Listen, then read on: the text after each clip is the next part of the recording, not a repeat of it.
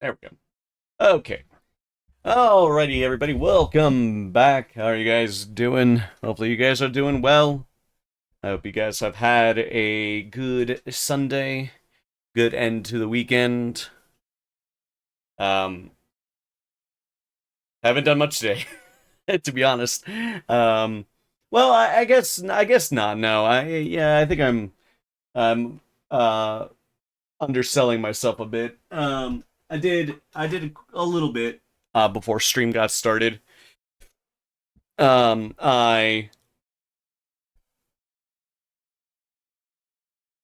I got to downloading a captioning plugin for DaVinci Resolve because I do not want to go back and try to transcribe my own shit. Um, I will gladly take the easy way out for that because it's like, yeah, transcriptions suck. I'd rather just go in, let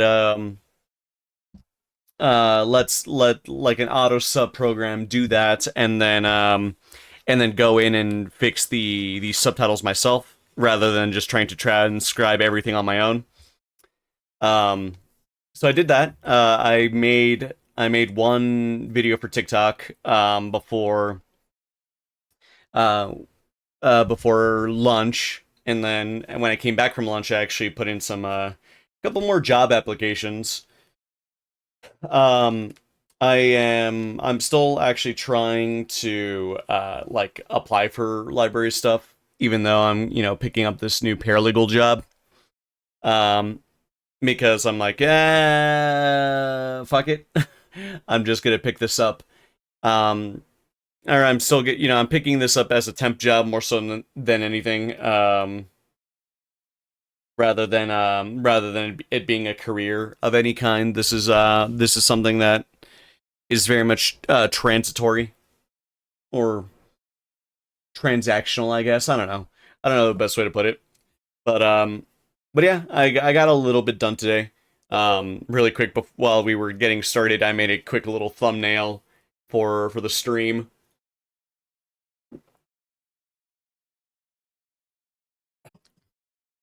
I think it's uh I think it's a very fitting title going forward. Somebody put in that someone mentioned a little while ago that Wuthering Heights is just always sunny in Philadelphia, but in in the Victorian area, and I've just rolled with that joke, and I will continue rolling with that joke.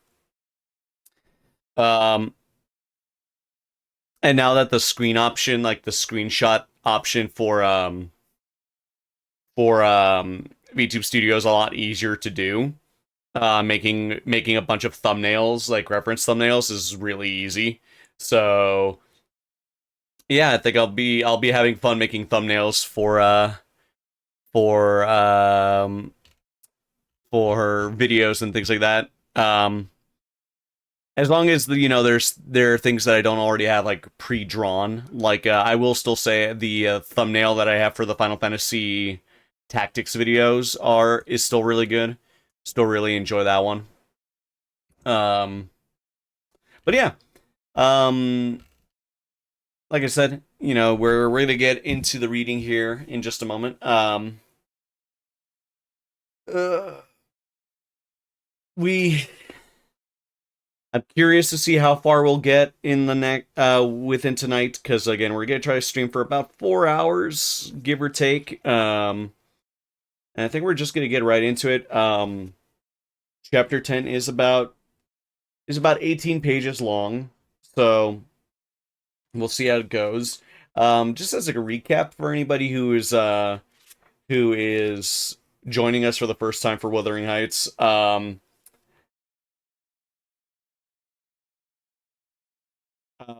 God, it's so weird to try to summarize this book.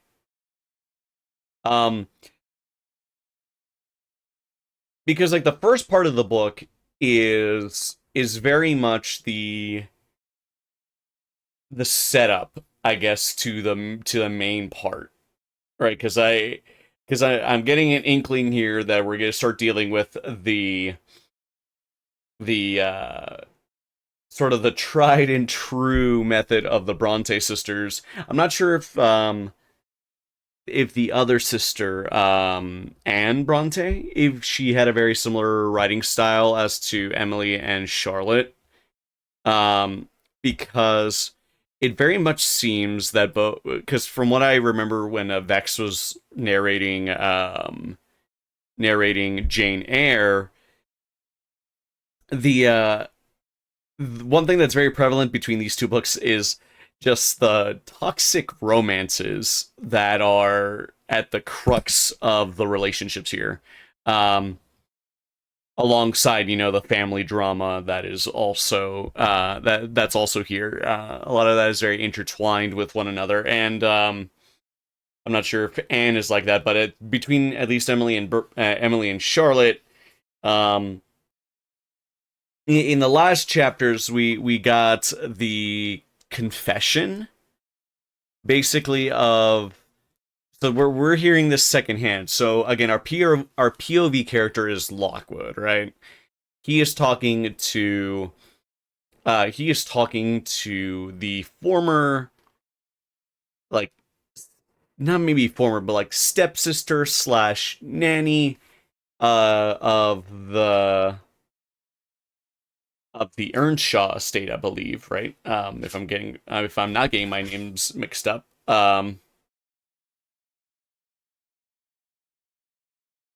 But but um but basically, Nellie gives the details about all of the basically how all this drama started, and it's basically started with the unlikely adoption of, I don't even want to say adoption.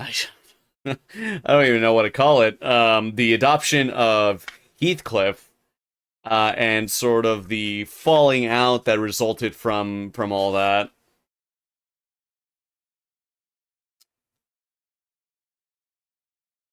So yeah, this is definitely an interesting book, to say the least. Um, because again, in the last chapter, Nellie described how Catherine, the first Catherine Earnshaw, was confiding in her feelings towards Heathcliff, and her sort of weird roundabout ways of trying to take care of him. Like, she wanted to marry into the Linton family in order and still have, she wanted to have her cake and eat it too, basically. She wanted to have the money and the security of being a Linton, but she also wanted to still keep Heathcliff in the picture.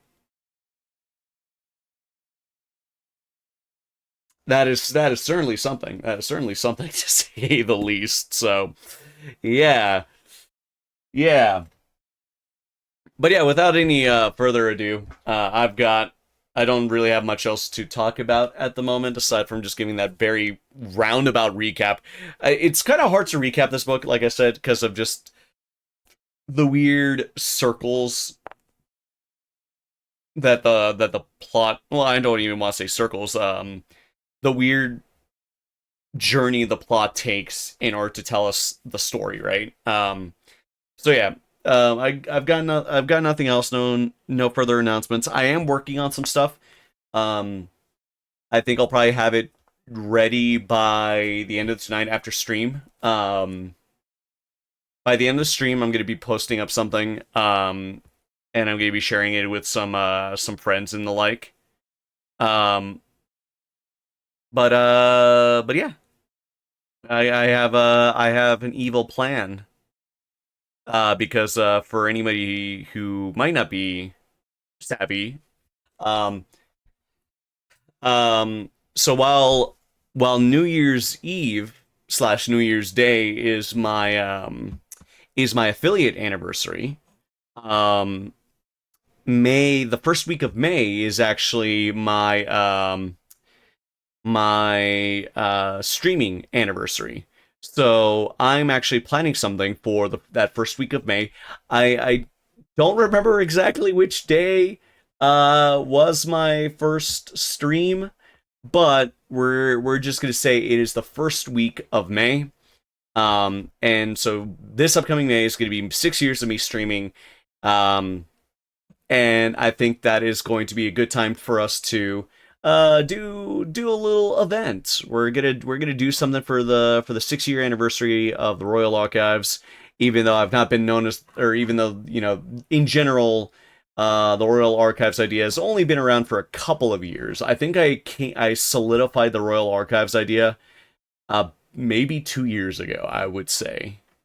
I think I solidified that when I was actually in the process of getting my new model. But I'm still going to call it the 6 year anniversary of the Royal Archives because not a lot has changed, but not so much, or at least I wouldn't say a lot has changed. But I'm also going to try to figure out a timeline of when I was working on stuff and try to find like old assets that I was using at the time and the like. So I'm gonna be going down a bit of a gonna be going down memory lane a little bit while when we do that event. Um, and I have a couple of things planned. It's a little short notice. I know we only have about 3 weeks until the event, but we're gonna be doing it Thursday, Friday, and Saturday of the first week of May. That first week of May. Um, I I wanted to do the Sunday as well, but then I realized May 10th is Mother's Day. It is so yeah, I'm gonna leave Sunday open in case the family wants to do something for Mother's Day. It's also my uncle's birthday. A little Twitch just gave me a warning to watch this stream. This stream may include sensitive topics such as political issues. That's hilarious. That is funny, Taka. Also, Taka, Selly, and Devil, welcome back, guys. Hopefully you guys are doing well. How you guys doing? But yeah, funny thing, we're not even talking about sensitive political issues like right now anyway. Um, that I'm just talking about the upcoming my upcoming anniversary event. It's a little short notice. It's about three. I'm giving the general community like a 3 week notice. So yeah, working your 9 to 5, you're living. That is totally fair, Taka. I know that feeling. I'm going back to my 7 to 6 because I work a 10-hour shift throughout the week. I'm going back to that tomorrow, but I'm putting in my. I don't know if I'm going to be putting in a 2 weeks notice or if I'm going to only be putting in a 1 week notice. It just depends on what the other job wants. If the job wants me to start sooner rather than later, I'm going to tell them like, okay, well, at least let me finish out this week and then I can start next week.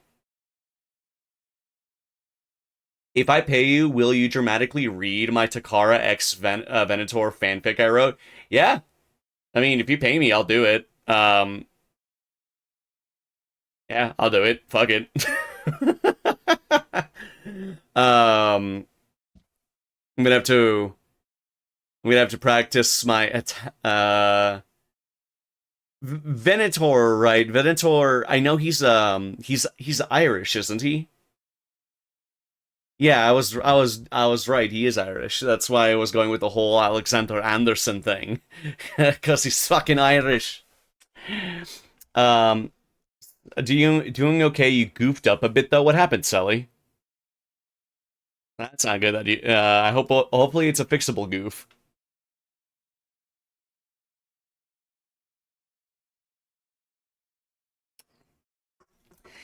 He's Irish, yes. I want to hear him whimper when he puts it in.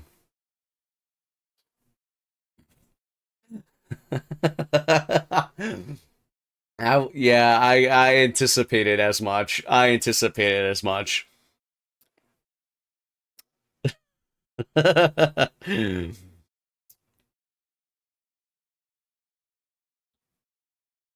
yeah, no, Taga, I will read that for you. Don't look at your Steam name. I'm gonna look at your Steam name. I never change. You never do. Let's see. Uh, oh, okay. It's not that bad. It's not that bad. Okay. Okay, I honestly thought it was going to be a lot worse, but no, you know what? That's fair. That's fair. Yes. Yeah. I mean, to be fair, you've made some very interesting very interesting Steam usernames. I fell asleep by accident and I gotta drive over an hour tomorrow morning for a doctor's appointment. Oh shit, that's not good. That sucks. Oh shit. Yeah, no, that's definitely scary if you fell asleep by accident. I'm literally the Mozart of insane Steam usernames. Yes, you are. You are. The ridiculously down bad Steam usernames. Yeah, that is Takara. You are the master of those, to say the least. Oh boy. But yeah, I was just about to get into the reading. I think that's where we're gonna go and start doing. Cause yeah, my brain's a little all over the place today.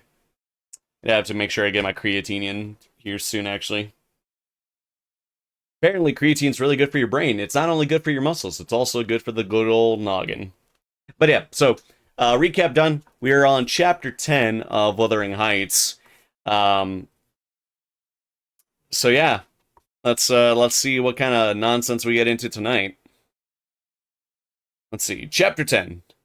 A charming introduction to a hermit's life. 4 weeks torture, tossing, and sickness.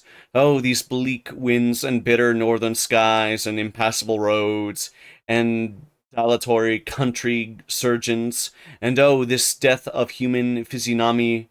And worse than all, the terrible intimation of Kenneth that I need not expect to be out of the doors till spring.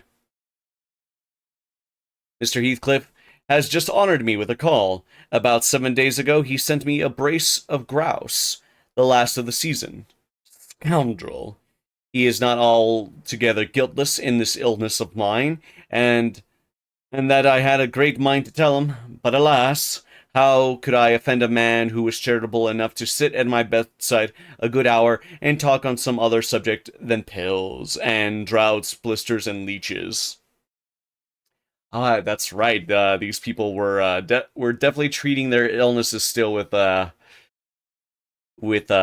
leeches still. Ugh. We were actually talking about the Black Death on Friday at the schools, and it is really about kids when you tell them about like bloodletting and leeching or leeches and lancing.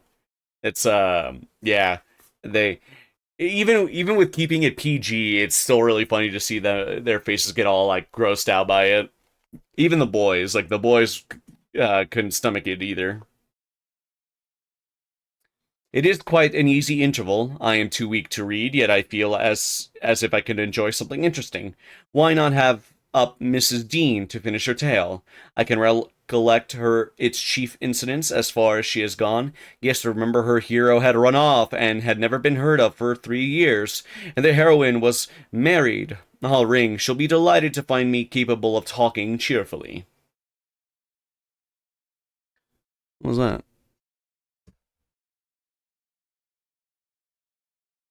Okay, just Mrs. Dean came.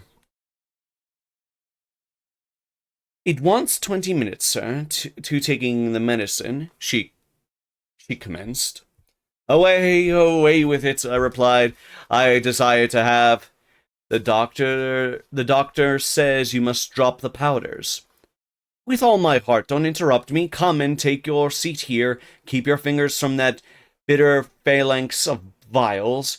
Draw your knitting out of your pocket. That will do. Now continue the history of Mr. Heathcliff, from where you left off, to the present day. Did he finish his education on the continent and come back a gentleman? Did he get to Caesar's palace? Did he get it, or did he get a Caesar's? Not Caesar's palace, a Caesar's place at college, or escape to America and earn honors by drawing blood from his foster country, or make a fortune more promptly on the English highways. He may have done a little in all these vocations, Mr. Lockwood, but I couldn't give my word for any. I started before that I didn't know how he gained his money. Neither am I aware of the means he took to raise his mind from the savage ignorance into which it was sunk. But, with your leave, I'll proceed in my own fashion, if you think it will amuse and not weary you. Are you feeling better this morning? Much. That's good news. Okay, so now we're back. We're back to the flashbacks. So so my guess is Heathcliff has not told anybody what he was doing in the 3 years that he was gone. Not even Nellie. Interesting. Hmm. Hmm.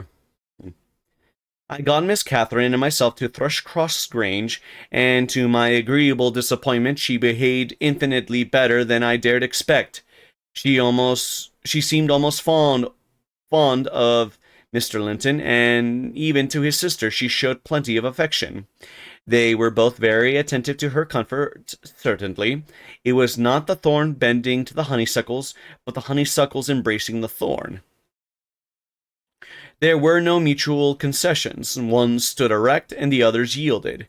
And who can be ill-natured and bad-tempered when they encounter neither opposition nor indifference?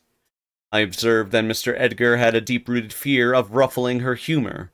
He concealed it from her, but if he ever heard me answer sharply, or saw any other servant grow cloudy at some imperious order from her, or of hers, he would show his trouble by a frown of displeasure that never darkened on his own account. He, many a time, spoke sternly to me about my pertness, and averred that the stab of a knife could not inflict a worse pang than he suffered at seeing his lady vexed. God, Edgar is certainly something. Not to grieve a kind master, I learned to be less touchy, and for the space of half a year the gunpowder lay as harmless as sand, because no fire came near to explode it. Catherine had seasons of gloom and silence now and then. They were respected with sympathizing silence by her husband, who ascribed them to an alteration in her constitution, produced by her perilous illness, as she was never subject to depression of spirits before. The return of sunshine was welcomed by answering sunshine from him. I believe I may assert that they were really in possession of deep and growing happiness. It ended. Well, we must be for ourselves in the long run. The mild and generous are only more justly selfish than the domineering, and it ended when circumstances caused each to feel that the one's interest was not the chief consideration in the other's thoughts. On a mellow evening in September, I was coming from the garden with a heavy basket of apples which I had been gathering. It had got dusk, and the moon looked over the high wall of the court, causing undefined shadows to lurk in the corners of the numerous projecting portions of the building. I set my burden on the house steps by the kitchen door, and lingered to rest, and draw in a few more breaths of the soft, sweet air. My eyes were on the moon, and my back to the entrance, when I heard a voice behind me say, "Nellie, is that you?" Oh wait, no, this is, oh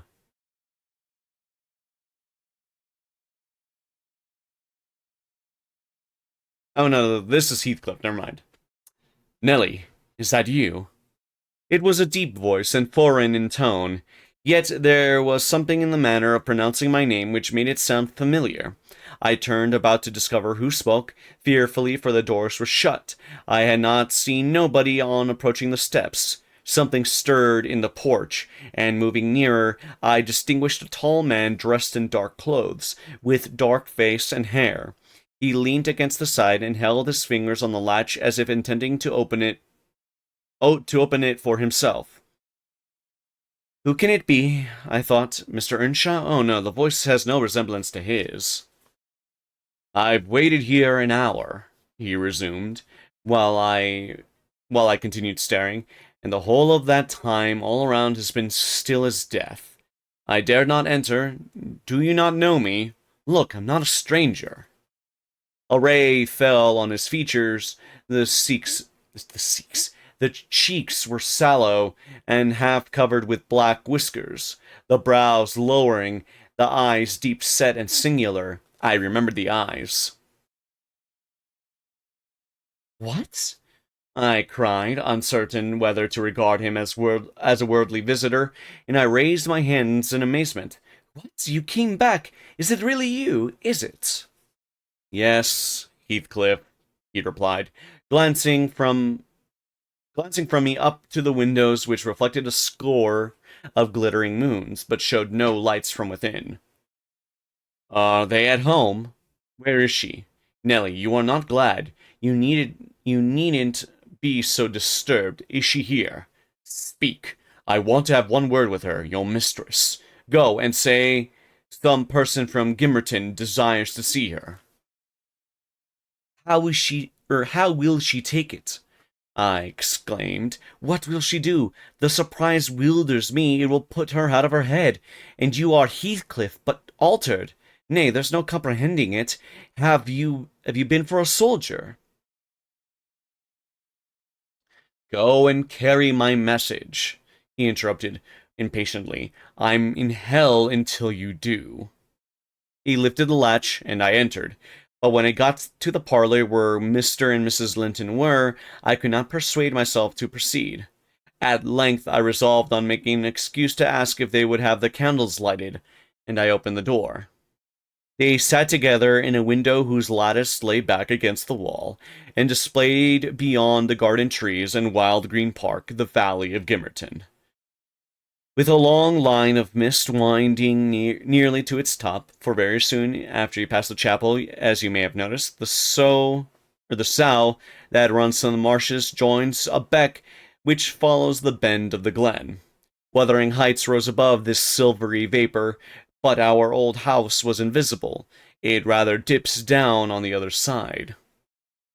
Both the room and its occupants and the scene they gazed on looked wondrously peaceful. I shrank reluctantly from performing my errand, and was actually going away, leaving it unsaid after having put my question about the candles, when a sense of my folly compelled me to return and mutter, "A person from Gimmerton wishes to see you, ma'am." "What does he want?" asked Mrs. Linton. "I did not question him," I answered. "Well, close the curtains, Nellie," she said, "and bring up tea. I'll be back again directly." She quitted the apartment. Mr. Edgar who it inquired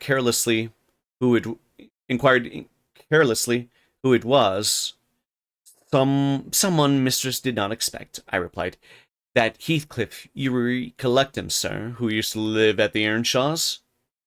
What, the gypsy ploughboy? He cried. Why did you not say so to Catherine? Yeah, still a product of its times. Ugh. Hush, you must not call him by those names, master, I said. She'll be sadly grieved to hear you. She was nearly heartbroken when he ran off. I guess his return will make a jubilee to her. Mr. Linton walked to a window on the other side of the room that overlooked the court. He unfastened it and leaned out. I suppose they were below, for he exclaimed quickly, "Do not stand there, love. Bring the person in, if it be anyone particular." Ere long, I heard the click of the latch, and Catherine flew upstairs, breathless and wild, too excited to show gladness. Indeed, by her face you would rather have surmised an awful calamity. "Oh, Edgar, Edgar," she panted, flinging her arms around his neck. "Oh, Edgar, darling, Heathcliff's come back, he is." And she tightened her embrace to a squeeze. "Well, well," cried her husband crossly, "don't strangle me for that. He never struck me as much of a marvelous treasure. There is no need to be frantic." "I know you didn't like him," she answered, repressing a little repressing a little the intensity of her delight. Yet for my sake you must be friends now. Shall I tell him to come up? Here? He said. Into the parlor? Where else? She asked. He looked vexed, and suggested the kitchen was a more suitable place for him. Mrs. Linton eyed him with a droll expression, half angry, half laughing at his fastidiousness. No, she added after a while, I cannot sit in the kitchen. Set 2 tables here, Ellen. One for your master and Miss Isabella, being gentry, the other for Heathcliff and myself, being of the lower orders. Will that please you, dear? Or must I have a fire lighted elsewhere? If so, give directions. I'll run down and secure my guest. I'm afraid the joy is too great to be real. She was about to dart off again, but Edgar arrested her. You bid him step up, he said, addressing me, and Catherine tried to be glad without being absurd. The whole household need not witness the sight of your welcoming a runaway servant as a brother. Yeah. Yeah, okay. Alright. Jesus, dudes. No wonder, like, everybody seems to just absolutely hate each other in this story.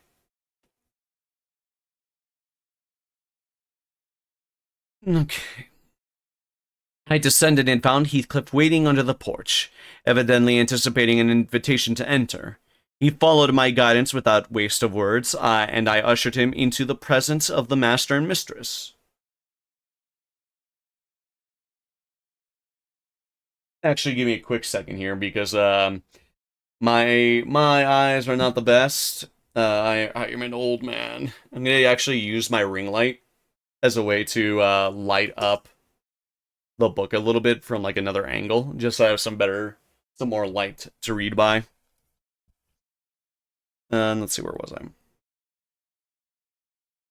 Let's see, he followed my guidance without waste of words, and I ushered him into the presence of the master and mistress, whose flushed cheeks betrayed signs of warm talking. But the ladies glowed with another feeling when her friend appeared at the door. She sprang forward, took both his hands, and led him to Linton. Then she seized Linton's reluctant fingers and crushed them into his. Now fully revealed by the fire and candlelight, I was amazed more than ever to behold the transformation of Heathcliff. He had grown a tall, athletic, worn, well-formed man, beside whom my master seemed quite slender and youth-like. His upright carriage suggested the idea of his having been in the army.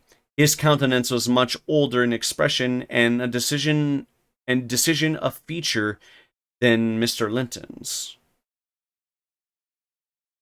It looked intelligent, and retained no marks of former degradation. A half-civilized ferocity lurked yet in the depressed brows and eyes full of black fire, but it was subdued, and his manner was even dignified, quite divested of roughness, though too stern for grace. God, dude. It's really hard to read some of the ways that Emily Bronte just describes Heathcliff, because he is racially ambiguous, right? They say he's a gypsy, the idea that he might be Romani, right? Or that some say that he might be Spanish or from the Americas and all that stuff.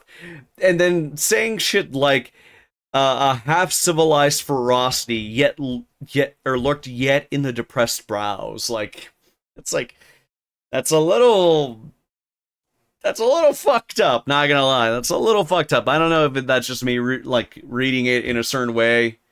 But yeah, I would not want to be described like that, especially in conjunction with being described as, a person of color and being called a slur every time people describe me, right? I'm guessing that's part of the reason why, from what I heard anyway, and from what I understand, every time there's an adaptation of Wuthering Heights, um, Heathcliff is never actually casted, or like whoever plays Heathcliff is not a person of color. Um, Nobody. I don't think they've ever brought on like a Romani actor to play Heathcliff. Um, if it were me, like if I were casting for the role, yeah, I'd probably go with a Romani actor to play Heathcliff. But yeah, no, it's a little uncomfortable to just read some of these passages sometimes. My master's surprise equaled or exceeded mine. He remained for a minute at a loss how to address the ploughboy, as he had called him.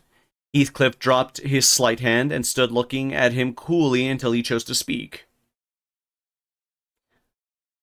"Sit down, sir," he said at length. "Mrs. Linton, recalling in old times, would have me give you a cordial reception, and of course I am grateful when anything occurs to please her." "And I also," answered Heathcliff, "especially if it be anything in which I have a part. I shall stay an hour or two willingly." He took a seat opposite Catherine, who kept her gaze fixed on him as if she feared he would vanish were she to remove it. He did not raise his to her often, a quick glance now and then sufficed, but it flashed back, each time more confidently, at the undisguised delight he drank from hers. They were too much absorbed in their mutual joy to suffer embarrassment. Not so Mr. Edgar. He grew pale with pure annoyance, a feeling that reached its climax when his lady rose, and stepping across the rug, seized Heathcliff's hands again, and laughed like the one beside herself. I shall think it a dream tomorrow," she cried. "I shall not be able to believe that I have seen and touched and spoken to you once more. And yet, cruel Heathcliff, you do not deserve this welcome. To be absent and silent for 3 years, and never to think of me." "A little more than you have thought of me," he murmured. "I heard of your marriage, Cathy, not long since, and while waiting in the yard below, I meditated this plan. Just to have one glimpse of your face, a stare perhaps, and pretended pleasure. Afterwards settle my score with Hindley, and then prevent the law by doing execution on myself. Your welcome has put these ideas out of my mind, but beware of meeting me with another aspect next time. Nay, you'll not drive me off again. You really were sorry for me, were you? Well, there was cause. I've fought through a bitter life since I last heard your voice, and you must forgive me, for I struggled only for you." That is a really interesting conversation to have in front of not only like not to only be like so direct with that in with her, but in front of her husband no less. Like okay. Okay, wow, that is certainly something. Um okay. Jeez. "Catherine, unless we are to have cold tea, please come to the table," interrupted Linton, striving to preserve his ordinary tone and due measure of politeness. "Mr. Heathcliff will have a long walk, wherever he may lodge tonight, and I am thirsty." She took her post before the urn, and Miss Isabella came, summoned by the bell. Then, having handed their chairs forward, I left the room. The meal hardly endured 10 minutes. Catherine's cup was never filled. She could neither eat nor drink. Edgar had made a slop in his saucer, and scarcely swallowed a mouthful. Their guest did not protract his stay that evening above an hour longer. I asked, as he departed, if he went to Gimmerton. "No, to Wuthering Heights," he answered. "Mr. Earnshaw invited me when I called this morning." "Mr. Earnshaw invited him, and he called on Mr. Earnshaw." I pondered this sentence painfully after he was gone. Is he turning out a bit of a hypocrite and coming into the country to work mischief under a cloak? I mused. I had a presentiment in the bottom of my heart that he had better have remained away. About the middle of the night, I was wakened from my first nap by Mrs. Linton gliding into my chamber, taking a seat on my bedside, and pulling me by the hair to rouse me. Man, imagine like getting woken up by someone like just tugging on your hair. Like that's annoying. Ugh, I hate that.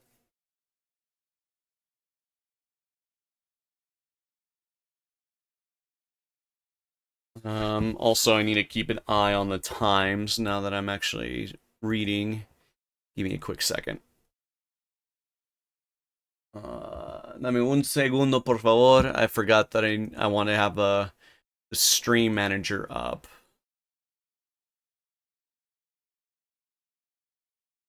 Okay.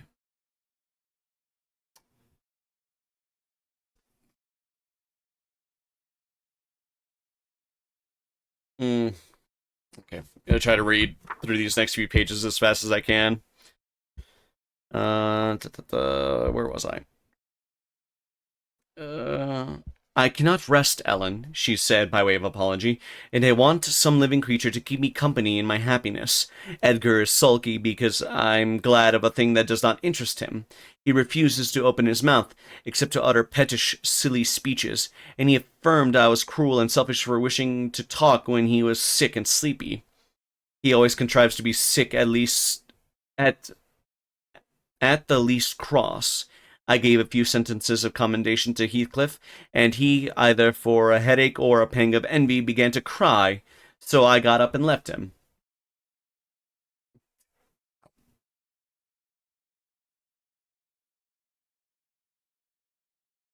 What use is praising Heathcliff to him? I answered. As lads, they had an aversion to each other, and Heathcliff would hate just as much to hear him praised. It's human nature. Let Mr. Linton alone about him, unless you would like an open quarrel between them. But does it not show great weakness? Pursued she. I'm not envious. I never feel hurt at the brightness of Isabella's yellow hair, and the whiteness of her skin, her dainty elegance, and the fondness of all the family. Wait, and the fondness all the family exhibit for her. Even you, Nellie, if we have a dispute sometimes, you back Isabella at once, and I yield like a foolish mother. I call her a darling and flatter her into a good temper. It pleases her brother to see us cordial, and that pleases me.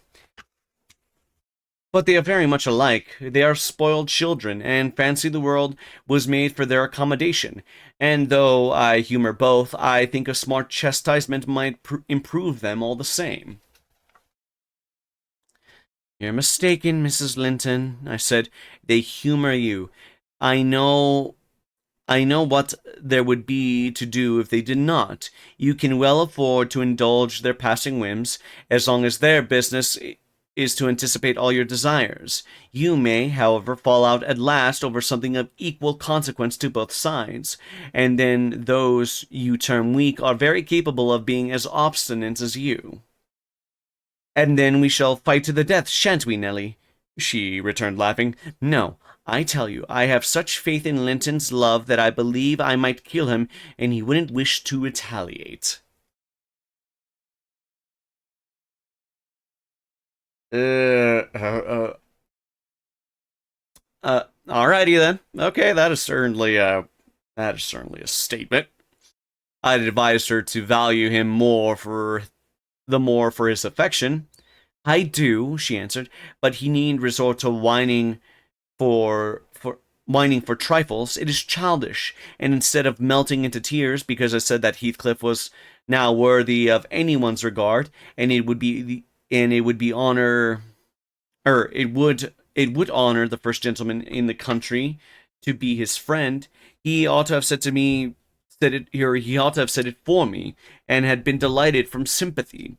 He must get accustomed to him, and he may as well like him, considering how Heathcliff has reason to object to him. I'm sure he behaved excellently. God, why am I tripping over my words like this? Jeez. I am tripping over my words. I'm fumbling them real hard.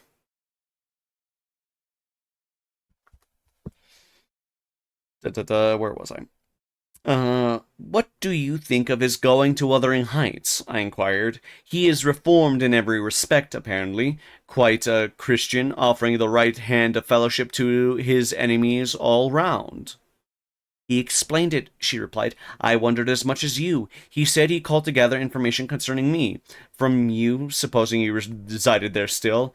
And Joseph told Hindley, who came out and fell questioning to him of what he had been doing, and how he had been living, and finally desired him to walk in. There were some persons sitting at cards. Heathcliff joined them. My brother lost some money to him, and finding him plentifully supplied, he requested that he would come again in the evening, to which he consented. Hindley is too reckless to select his acquaintance prudently.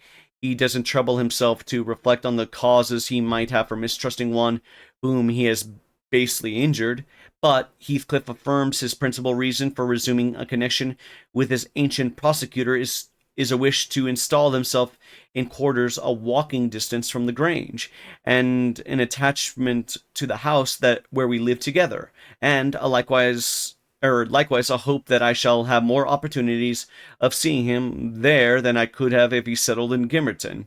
He means to offer a liberal payment for permission to lodge at the Heights, and doubtless my brother's covetousness will prompt him to accept the terms. He was always greedy, though what he grasps with one hand, he flings away with the other.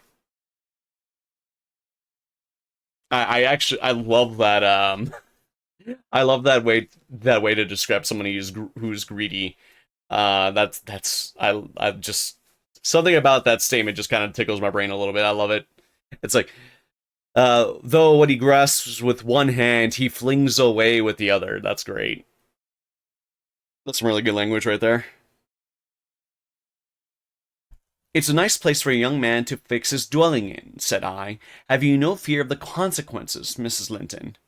None for my friend, she replied. His strong head will keep him from danger. A little for Hindley, but he can't be made morally worse than he is, and I stand between him and bodily harm. The event of this evening has reconciled me to God and humanity. I have risen in angry rebellion against Providence. Oh, humanity. Oh, wait, no. Nope, no, I misread there.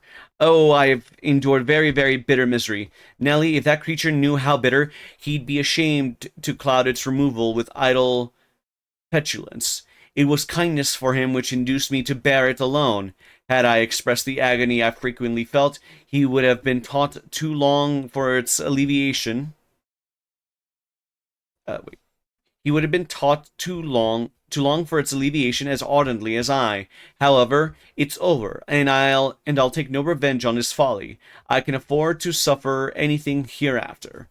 Should the meanest thing alive slap me on the cheek, I'd not only turn the other, but I'd ask pardon for provoking it, and as proof I'll go make my peace with Edgar instantly. Good night. I am an angel. Yeah, are you? Are you an angel? Jeez. Oh boy. In this self-complacent conviction, she departed, and the success of her fulfilled resolution was obvious on the morrow. Mr. Linton had not only abjured his peevishness, though his spirits seemed still subdued by Catherine's exuberance of vivacity, but he ventured no objection to her taking Isabella with her to Wuthering Heights in the afternoon, and she rewarded him with such a summer of sweetness and affection in return as made the house a paradise for several days, both master and servants profiting from the perpetual sunshine. Mr. Heathcliff, I should say in the future, used the liberty of visiting at Thrushcross Grange cautiously at first. He seemed estimating how far its owner would bear his intrusion. Catherine also deemed judicious it judicious to moderate her. God, why is my brain is not having fun. What is going on here? Catherine also deemed it judicious to moderate her expressions of pleasure in receiving him, and he gradually established his right to be expected. He retained a great deal of the reserve for which his boyhood was remarkable, and that served to repress all startling demonstrations of feeling. My master's uneasiness experienced a lull, and further circumstances diverted it into another channel for a space. His new source of trouble sprang from the not anticipated misfortune of Isabella Linton evincing a sudden and irresistible attraction towards the tolerated guest. Oh. Oh, okay, so this is where things are going. Okay. She was at that time a charming young lady of 18, infantile in manners, though possessed of keen wit, keen feelings, and a keen temper too, if irritated. Her brother, who loved her tenderly, was appalled at this fantastic preference, leaving aside the degradation of an alliance with a nameless man and the possible fact that his property in default was or in default of heirs male might pass into such a one's power. He had a sense to comprehend Heathcliff's disposition, to know that though his exterior was altered, his mind was unchangeable and unchanged, and he dreaded that mind. It revolted him. He shrank forebodingly from the idea of committing Isabella to its keeping.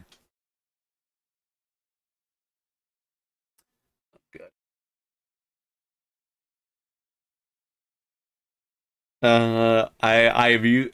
We're barely on the first chapter, and we've used all of our snoozes already. Beautiful. I took too long yapping at first, and I think this is the longest chapter of the night. He would have recoiled still more had he been aware of that her attachment rose unsolicited, and was bestowed where it awakened no reciprocation of sentiment. For the minute he discovered its existence, he laid the blame on Heathcliff's deliberate designing. We had all remarked during some time that Miss Linton fretted and pined over something. She grew cross and wearisome, snapping at and teasing Catherine continually at the imminent risk of exhausting her limited patience. We excused her we excused her to a certain extent on the plea of ill health. She was dwindling and fading before our very eyes. But one day, when she had been peculiarly wayward, rejecting her breakfast, complaining that the servants did not do what she had told them, that the mistress would allow her to be nothing in the house, and Edgar neglected her, that she had caught a cold with the doors being left open, and we let the parlor fire go out on purpose to vex her, with 100 yet more frivolous accusations. Mrs. Linton peremptorily insisted that she should get to bed, and having scolded her heartily, threatened to send for the doctor. Mention of Kenneth caused her to exclaim instantly that her health was perfect, that it was only Catherine's harshness which made her unhappy. "How can you say I am harsh, you naughty foundling?" cried the mistress, amazed at the unreasonable assertion. "You are surely losing your reason. When have I been harsh? Tell me." "Yesterday," sobbed Isabella, "and now—" "Yesterday," said her sister-in-law. "On what occasion?" "In our walk along the moor, you told me to ramble where I pleased, and while you sauntered on with Mr. Heathcliff." "And that's your notion of harshness," said Catherine, laughing. "It was no hint that your company was superfluous. We didn't care whether you kept with us or not. I merely thought Heathcliff's talk would have nothing entertaining for your ears." "Oh, no," wept the young lady. "You wished me away because you knew I liked to be there." "Is she sane?" asked Mrs. Linton, appealing to me. "I'll repeat our conversation word for word, Isabella, and you point out any charm that it could have had for you." "I don't mind the conversation," she answered. "I wanted to be with—" "Well," said Catherine, perceiving her hesitate to complete the sentence. Shouldn't that say perceiving her hesitation to complete the sentence? Huh. I know grammar between the Victorian era and now is pretty different, so I'm just assuming here. Hmm.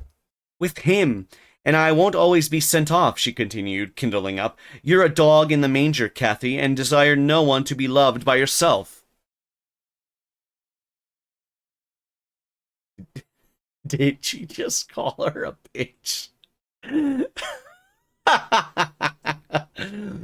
Okay, that's funny. You are an impertinent little monkey, exclaimed Mrs. Linton in surprise, and I'll not believe this idiocy. It is impossible that you can covet the admiration of Heathcliff, that you can consider him an agreeable person. I hope I have misunderstood you, Isabella. No, you have not, said the infatuated girl. I love him more than you ever loved Edgar, and he might love me if you would let him.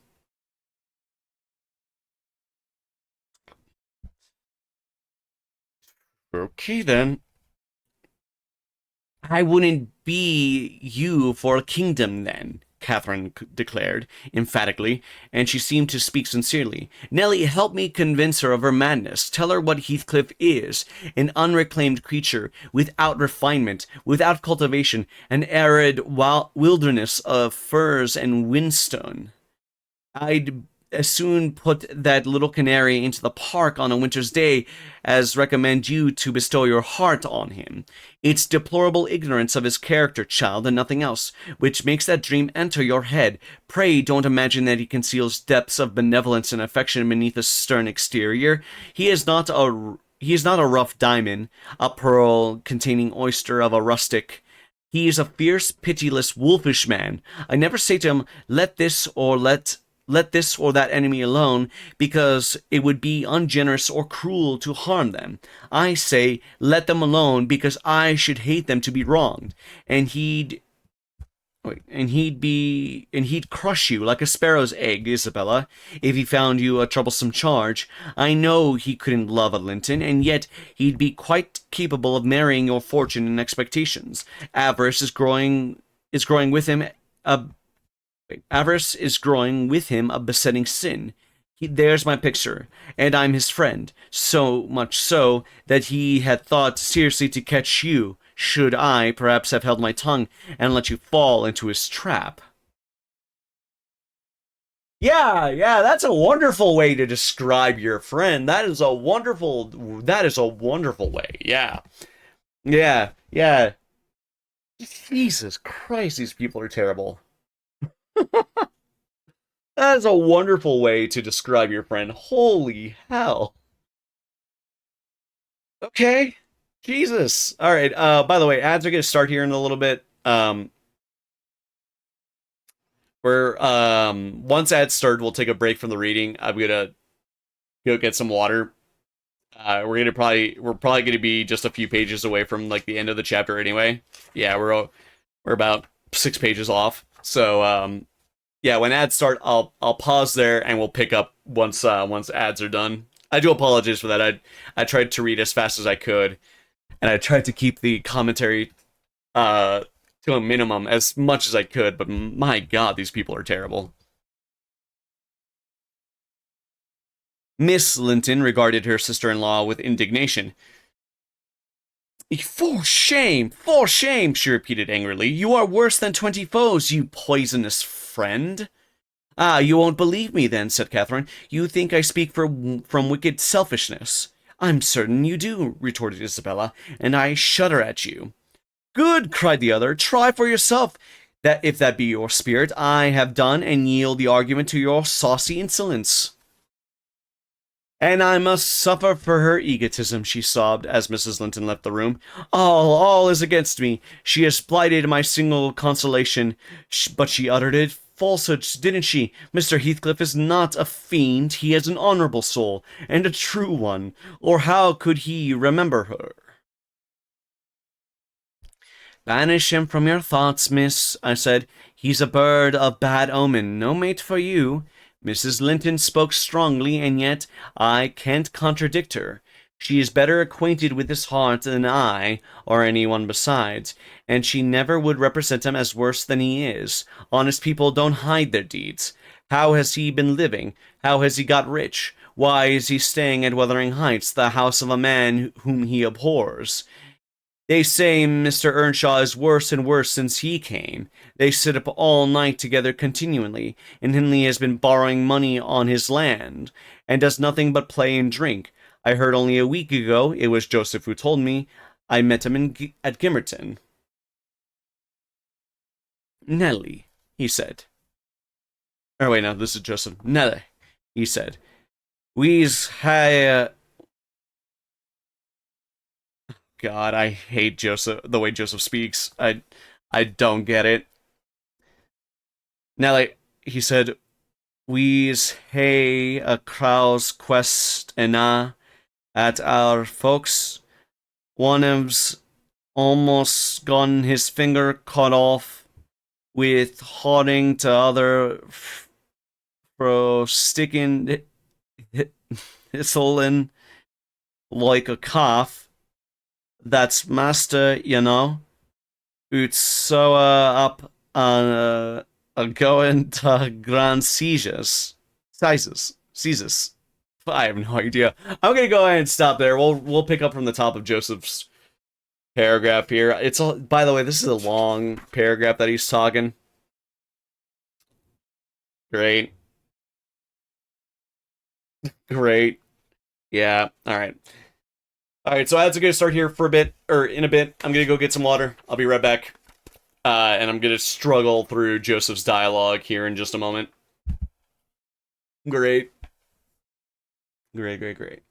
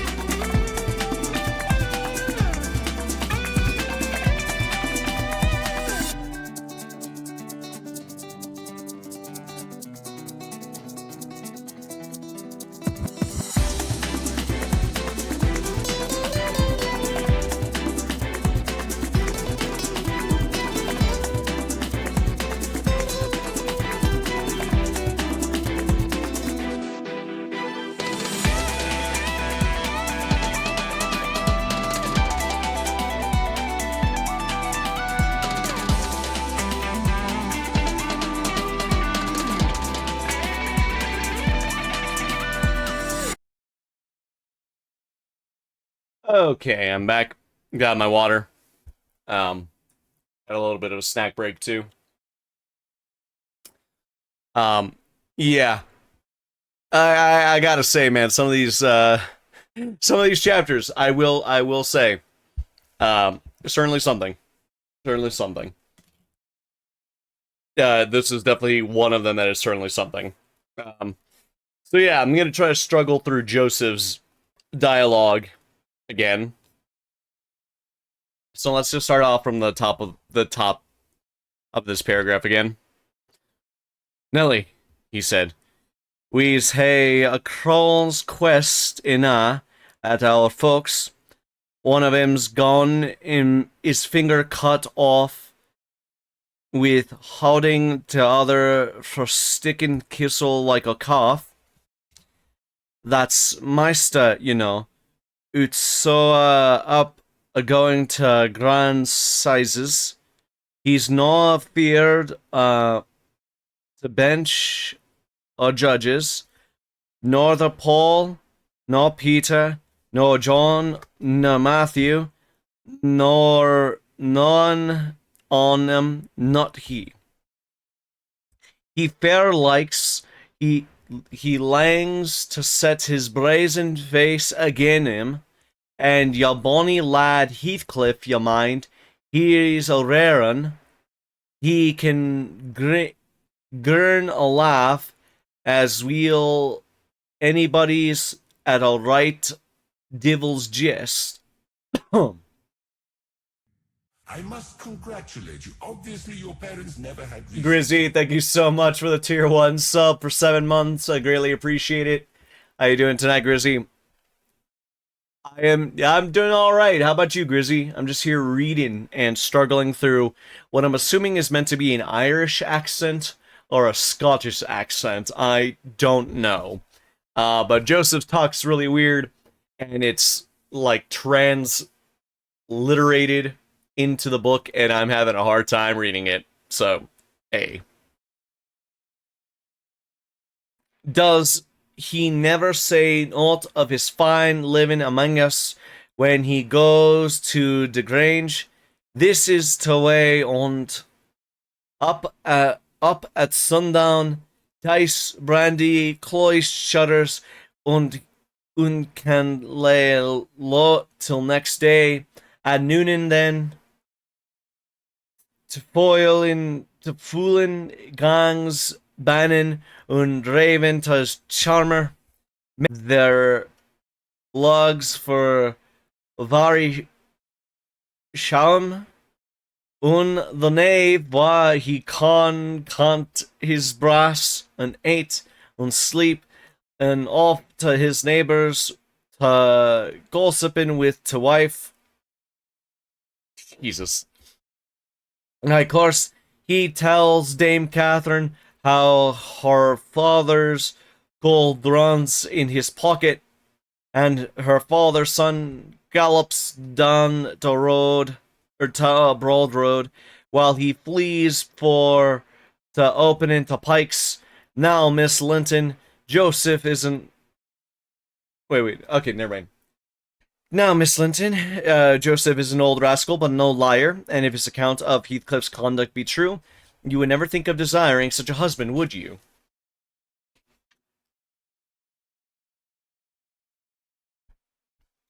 I've read fanfics where people wrote in different accents, and I swear they were atrocious, too much on being phonetically accurate, making it very difficult to read. Well, that's the thing, it's like, I can kind of commend people for doing that, though, because especially with a very homogenous cast of characters. Like, here's the thing, like, you have to write in accents sometimes uh because sometimes it's kind of hard to really dictate like what a character's supposed to sound like or how they're intonating and all that if you don't actually write their accents and how they talk. It's a little it's a little hard sometimes. Pumpkin, what are you doing? Hi, Pumpkin. Hi, Pumpkin, what are you doing? Hi, baby. I got the baby here. I understand, but they spell it out too much, making the words barely legible. And I mean, but that's the other thing too. It's like for as much as I'm giving grievance to Emily here, though, it's like she's at least selling what the accent is here, though. I think that's fine. You have to you kind of have to spell it out. Like again, if you're gonna have, especially if you're gonna have a diverse cast of characters, you gotta spell it out because not everybody speaks the Queen's English, or like especially again like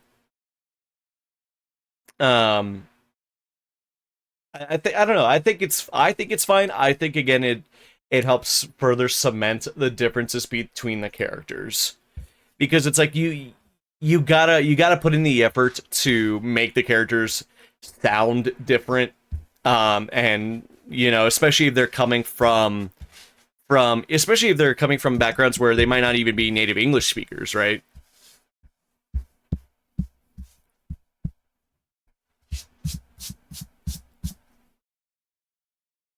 Doth mother know thou weareth her drapes? Exactly, yes. If you're gonna go old English with it, yes. Exactly.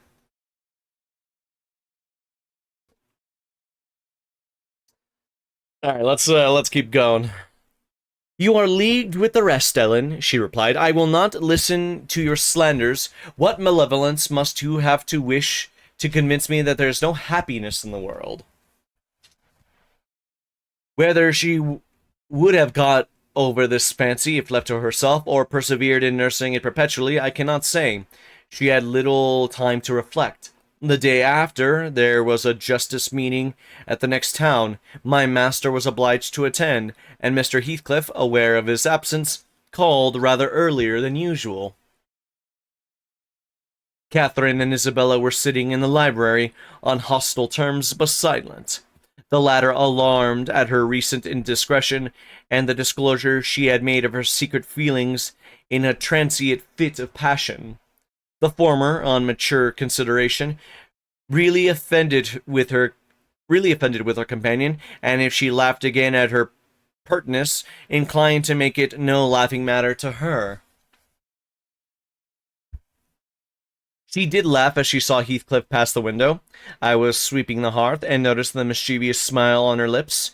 Isabella, absorbed in her meditations or a book, remained till the door opened, and it was too late to attempt an escape, which she gladly would have done if it had been practical.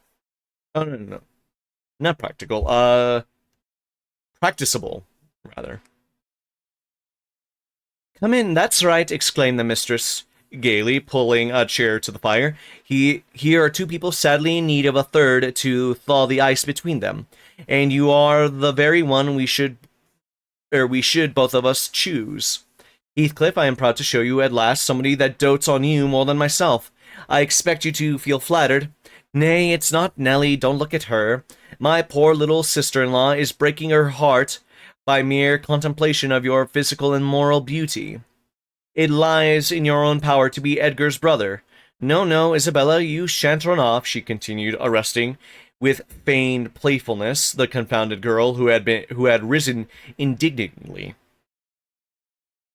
We were quarreling like cats about you, Heathcliff, and I was fairly beaten in protestations of devotion and admiration, and moreover, I was informed that if I would but have the manners to stand aside, my rival, as she will have herself to be, would shoot a shaft into your soul that would fix you for ever, and send my image into eternal oblivion. Also, give me a quick second.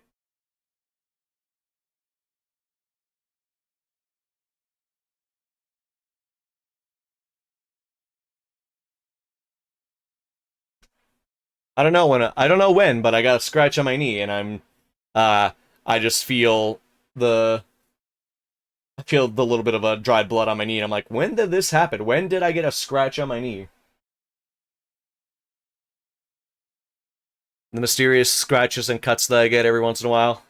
I think it's mostly from just the cats, just like clawing on me whenever I have to pick them up.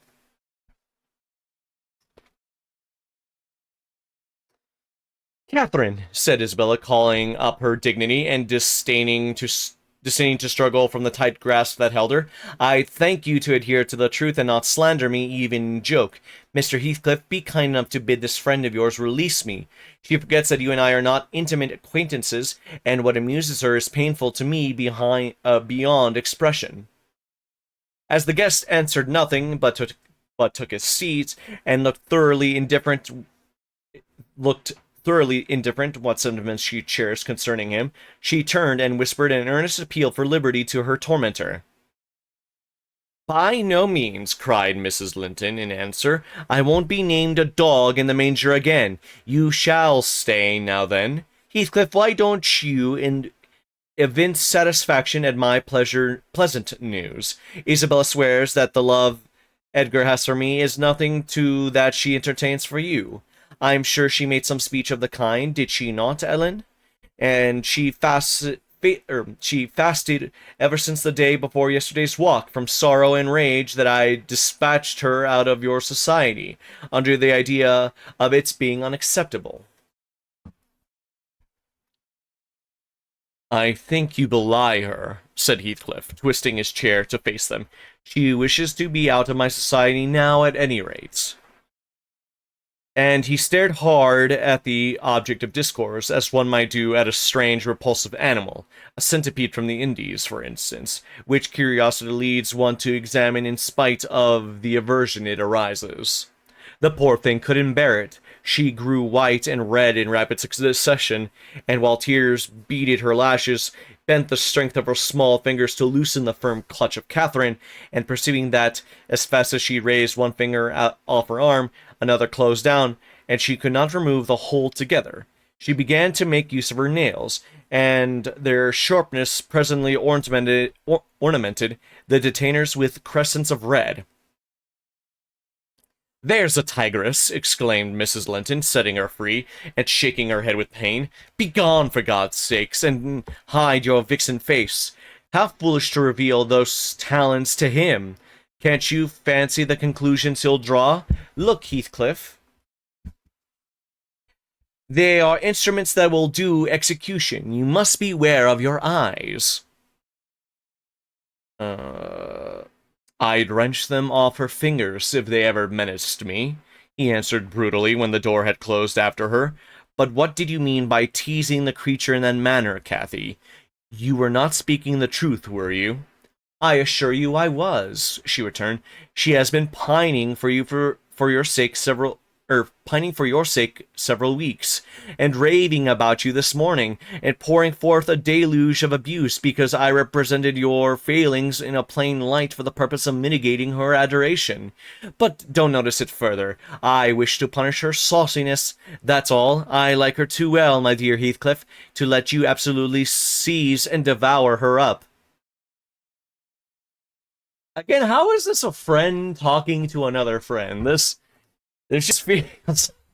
This is just toxicity left, right, and center.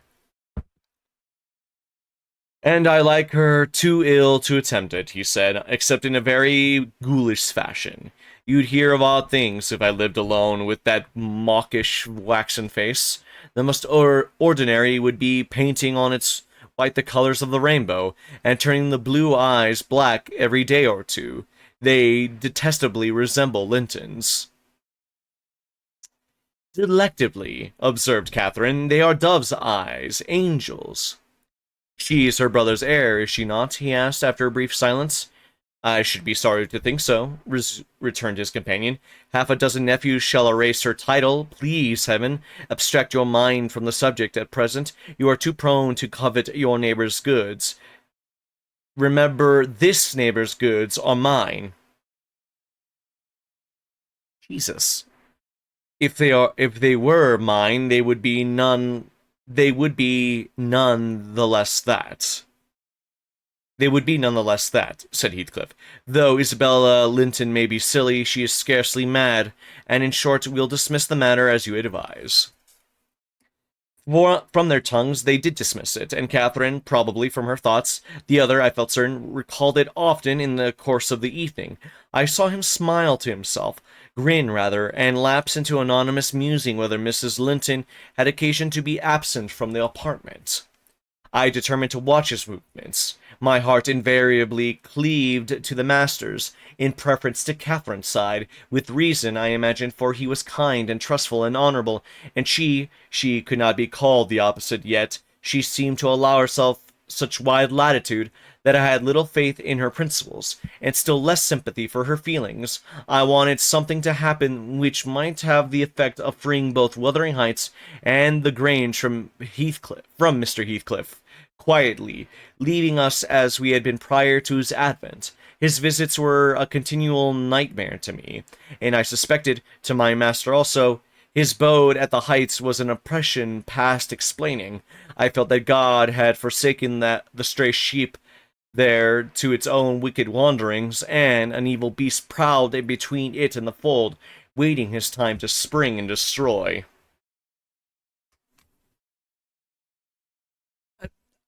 See, I'm willing to say that it, God.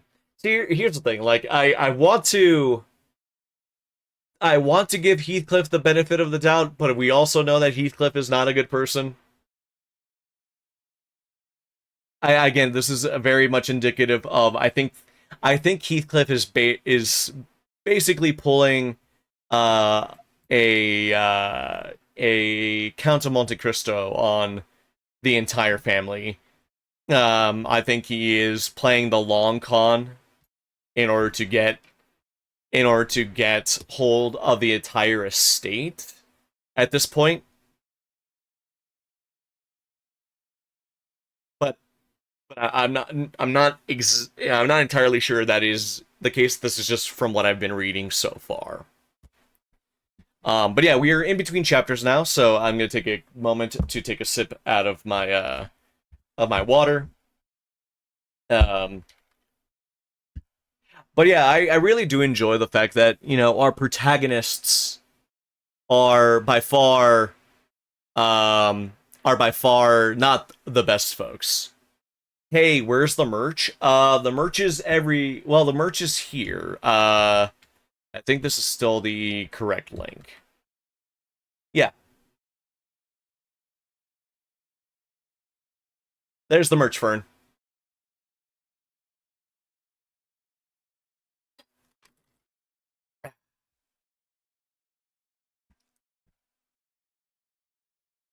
Actually, we might be getting some more merch in the future.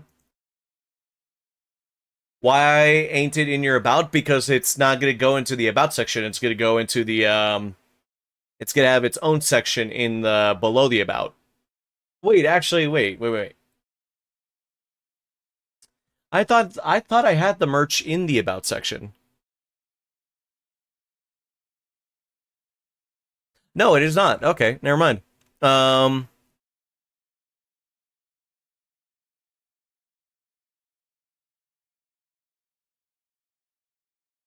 okay, I'll need to put it in the about section. Yeah, but yeah, I have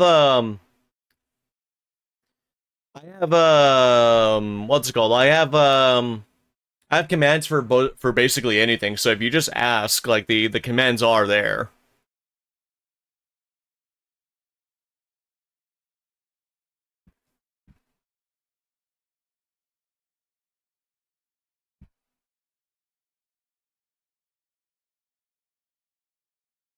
All right.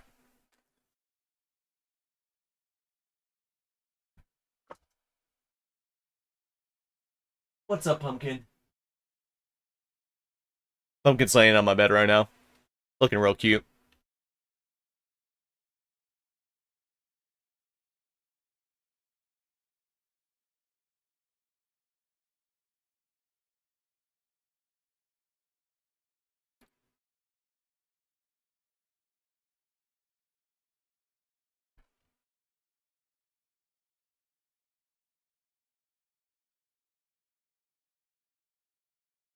Okay.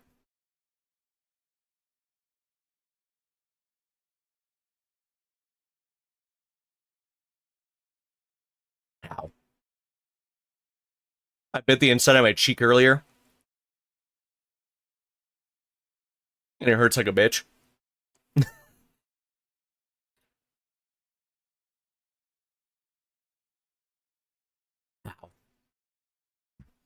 Yeah, the flesh is tender. When are you getting new tote bags? Oh, are the tote bags not available anymore on the fourth wall?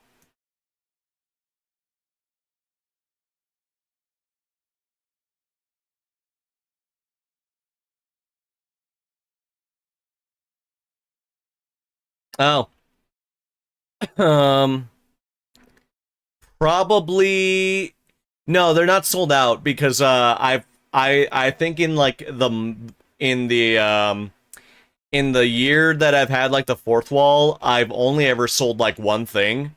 I'm let me check fourth wall.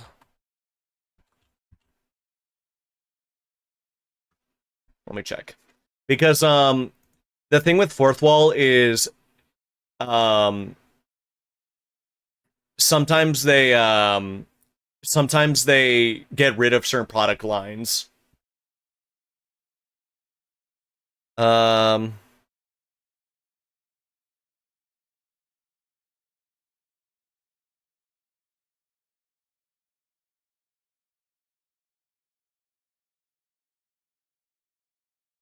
mm,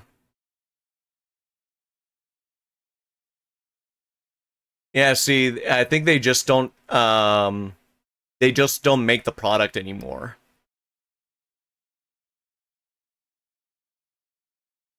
Because if I go to create a new product, send a new product, bag. What do I say? Yeah, the tote bag is no longer available to make. Or I guess they might have rebranded it as something else. Give me a second. Mm, oh yeah, no, there's plenty of bags actually. So there's so there's there's tote bags still. There's drawstring bags. There are there's even fanny packs, by the way. That's kind of wild. And then there's also like regular backpacks too.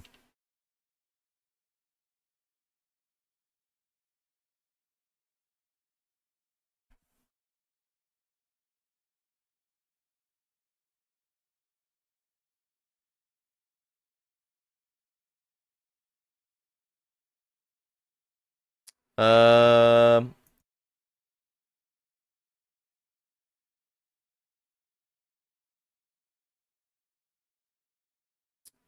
Throw fanny packs on that bitch. Will do, Fern. I will do you a solid.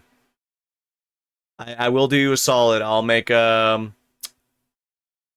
put this right up on the store for you.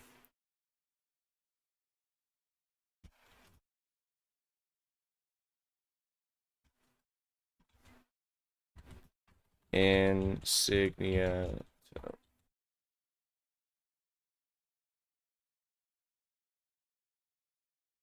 Ow.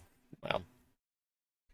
One thing I will say that I hate about how this works though is the fact that I cannot make it as affordable as I would like. Otherwise, I'd be losing money. I do try to make the products as cheap as I can. I set the minimums as like low as they can. So there you go, Fern. It is not exactly the same tote, but there you go. Also, Soren, thank you so much for the stretches and a hydrate. I appreciate you, buddy. How you doing, Soren? How you holding up, man?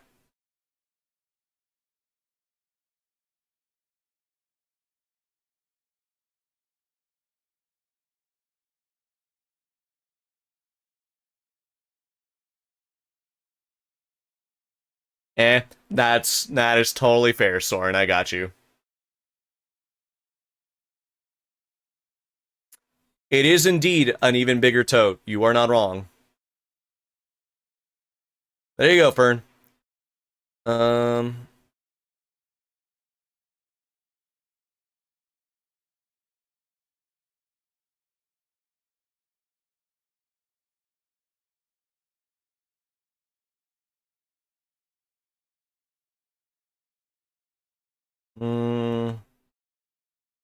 Let me also, I'm gonna get rid of the old tote just so it's just not on the website. Uh,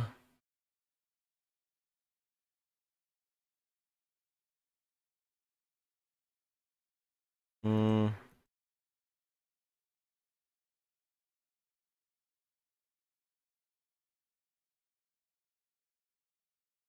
wait,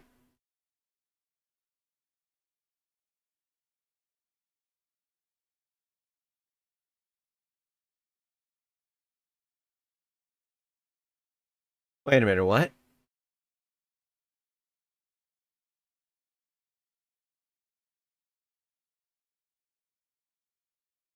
Hmm. Okay. How do I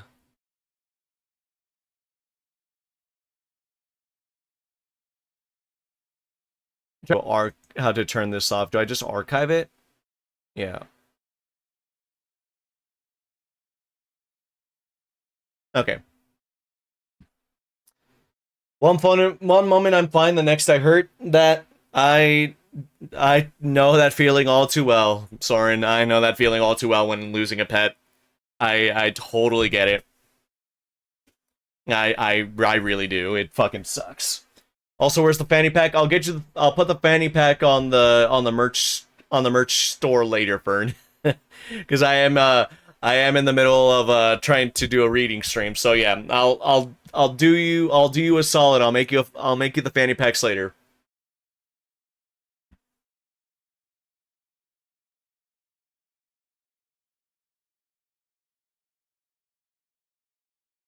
Besides, there's plenty of other merch available to buy too.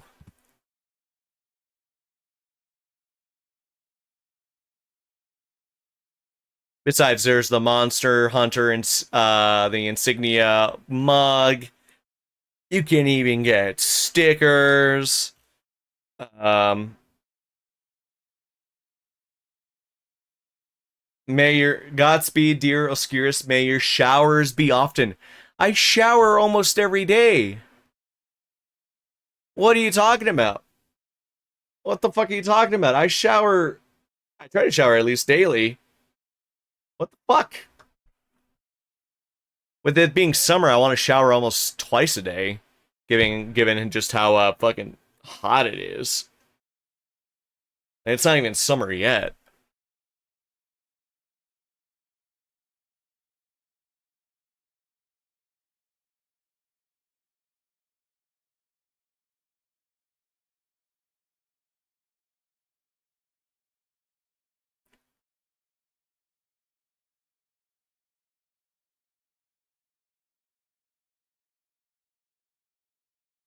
Okay, before I get too distracted, all right, let's go back. Okay. Um, how long is this next chapter? This next chapter is this next chapter is about 12 pages. All right. All right, so we're going to go ahead. We're going to start with chapter 11. Um, now that I've been sufficiently sidetracked. So chapter 11 of Wuthering Heights. Sometimes, while meditating on these things in solitude, I've gotten up in a sudden terror and put on my bonnet to go see how all was at the farm.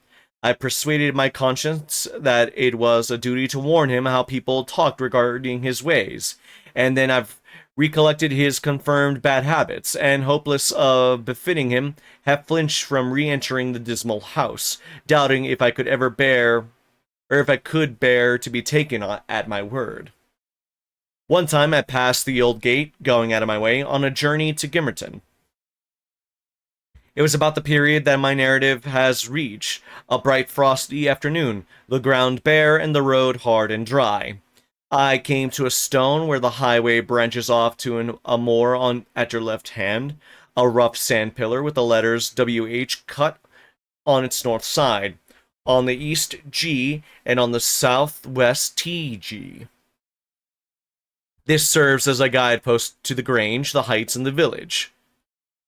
The sun shone yellow on its gray head, reminding me of summer, and I cannot say why, but all at once a gush of child sensation flowed into my heart.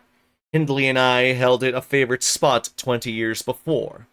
I gazed long at the weather-worn block, and stooping down, perceived a hole near the bottom, still full of snail shells and pebbles, which we were fond of storing there with more perishable things, and as fresh as reality, it appeared that I beheld my early playmate seated on the withered turf, his dark square head bent forward, his little hand scooping out the earth with a piece of slate. "Poor Hindley!" I exclaimed involuntarily. I started. My bodily eye was cheated into a momentary belief that the child lifted its face and stared straight into mine. It vanished in a twinkling, but immediately I felt an irresistible yearning to be at the heights. Superstition urged me to comply with this impulse. Supposing he should be dead, I thought, or should die soon, supposing it were a sign of death.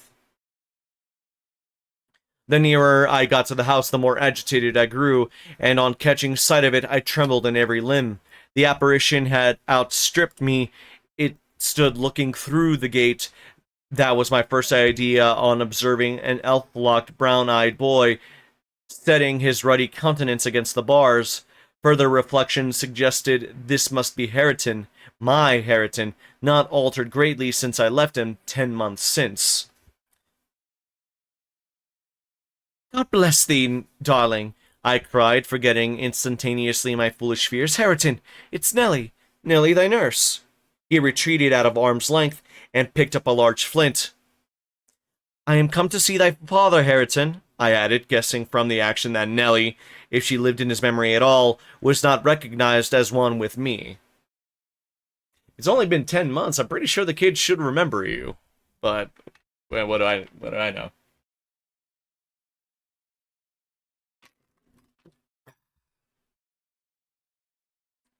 He raised his missile to hurl it. I commenced a soothing speech, but could not stay his hand. The stone struck my bonnet, and then ensued, from the stammering lips of the little fellow, a string of curses which, whether he comprehended them or not, were delivered with practiced emphasis, and distorted his baby features into a shocking expression of malignity. You may be certain this grieved more than angered me. Fit to cry, I took an orange from my pocket and offered it to propitiate. How do I say this word?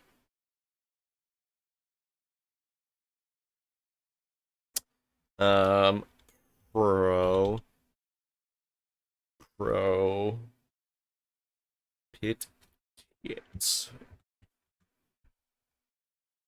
propitiates. Propitiate. Propitiate. There we go. And offered it to propitiate him. He hesitated, then snatched it from my hold, as if he fancied I only intend to tempt and disappoint him. I showed another, keeping it out of his reach. "Who has taught you those fine words, my bairn?" I inquired. "The curate?" "Damn the curate and thee, give me that," he replied. "Tell us to where you got your lessons, and you shall have it," I said. "Who's your master?" "Devil Daddy," was his answer. "And what did you learn from Daddy?" I continued. He jumped at the fruit. I raised it higher. "What does he teach you?" I asked. "Naught," he said, "but to keep out of his gate. Daddy cannot bide me, because I swear at him." "Ah, and the devil teaches you to swear at Daddy," I observed. "Aye. Nay," he drawled. "Who then? Heathcliff?" I asked the child if he liked Mr. Heathcliff. "Aye," he answered again. Desiring to have his reasons for liking him, I could only gather the sentences. "I note he pays Dad back when he guys to me. He curses Daddy for cursing me. He says I mun do as I will." "And the curate does not teach you to read and write, then?" I pursued.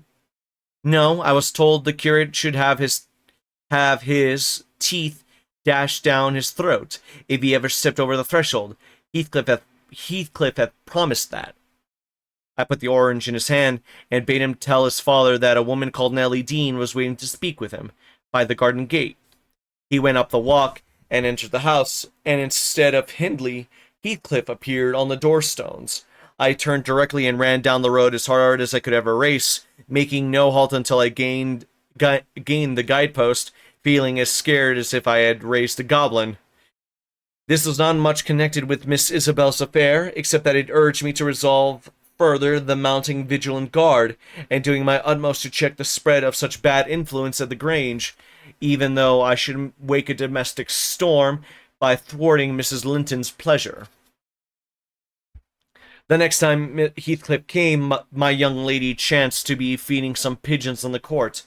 She had never spoken a word to her sister-in-law for 3 days, but she had likewise dropped her fretful complaining, and we found it a great comfort. Heathcliff had not the habit of bestowing a single unnecessary civility on Mrs. Linton, or on Miss Linton. I knew. Now, as soon as he beheld her, his first precaution was to take a sweeping survey of the house front. I was standing by the kitchen window, but I drew out of sight. He then swept across the pavement to her and said something. She seemed embarrassed and desirous of getting away to prevent it. He laid his hand on her arm. She averted her face. He apparently put some question which he had no mind to answer. There was rapid glance at the house, and supposing himself unseen, the scoundrel had the impudence to embrace her. "Judas, traitor!" I ejaculated. "You are a hypocrite too, are you? A deliberate deceiver." "Who is Nellie?" said Catherine's voice at my elbow. I had been over intent on watching the pair outside to mark her entrance. "Your worthless friend," I answered warmly. "This sneaking rascal yonder. Ah, he has caught glimpse of us. He is coming in. I wonder if he will have the heart to find a plausible excuse for making love to Miss when he told you he hated her." Mrs. Linton saw Isabella tear herself free and run into the garden, and a minute after Heathcliff opened the door. I couldn't withhold giving some loose to my indignation, but Catherine angrily insisted on silence, and threatened to order me out of the kitchen if I dared to be so presumptuous as to put in my insolent tongue.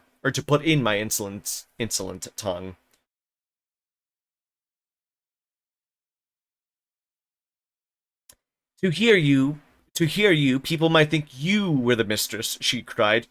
"Do you want setting down in your right place? Heathcliff, what about you raising the stir? I said you must let Isabella alone. I beg you will, unless you are tired of being received here, and wish Linton to draw the bolts against you." "God forbid that he should try," answered the black villain. I detested him just then. God keep him meek and patient. Every day I grow madder after sending him to heaven. "Hush," said Catherine, shutting the inner door. "Don't vex me. Why have you disregarded my request? Did she come across you on purpose?" "What is it to you?" he growled. "I have the right to kiss her, if she chooses, and you have no right to object. I am not your husband. You needn't be jealous of me." "I'm not jealous of you," replied the mistress. "I'm jealous for you. Clear your face. You shan't scowl at me. If you like Isabella, you shall marry her. But if you do like her, tell the truth, Heathcliff. There, you won't answer? I'm certain you don't." "And would Mr. Linton approve of his sister marrying that man?" I inquired. "Mr. Linton should approve," returned my lady decisively. "He might spare himself the trouble," said Heathcliff. "I could do as well without his approbation. And as to you, Catherine, I have a mind to speak a few words. Now, while we're at it, I want you to be aware that I know you have treated me infernally. Infernally. Do you hear? And if you flatter yourself that I don't perceive it, you are a fool. And if you think I can be consoled by sweet words, you are an idiot. And if you fancy I'll suffer unrevenged, I'll convince you of the contrary in a very little while. Meantime, thank you for telling me your sister-in-law's secret. I swear I'll make the most of it, and stand you aside." Jesus fucking Christ. What new phase of his character is this? Exclaimed Mrs. Linton in amazement. I've treated you infernally, and you'll take revenge? How will you take it, ungrateful brute? How have I treated you infernally? I seek no revenge on you, replied Heathcliff less vehemently. That's not the plan. The tyrant grinds down his slaves, and they don't turn against him. They crush those beneath them. You are welcome to torture me to death for your amusement. Only allow me to amuse myself a little in the same style, and refrain from insult as much as you are able. Having leveled my palace, don't erect a hovel and complacently admire your own charity in giving me that for a home. If I imagined you really wished me to marry Isabella, I'd cut my throat. Oh, that evil is that I am not jealous, is it? Cried Catherine. Well, I won't repeat my offer of a wife. It is as bad as offering Satan a lost soul. Your bliss lies, like his, in inflicting misery. You prove it. Edgar is resorted from the ill temper he gave way to at your coming. I begin to be secure and tranquil, and you, restless to know us at peace, appear resolved on exciting a quarrel. Quarrel with Edgar, if you please, Heathcliff, and deceive his sister. You'll hit on exactly the most efficient method of revenging yourself on me. The conversation ceased. Mrs. Linton sat down by the fire, flushed and gloomy. The spirit which served her was growing intractable. She could neither lay nor control it. He stood on the hearth with folded arms, brooding on his evil thoughts, and in this position I left them to seek the master, who was wondering what kept Catherine below so long.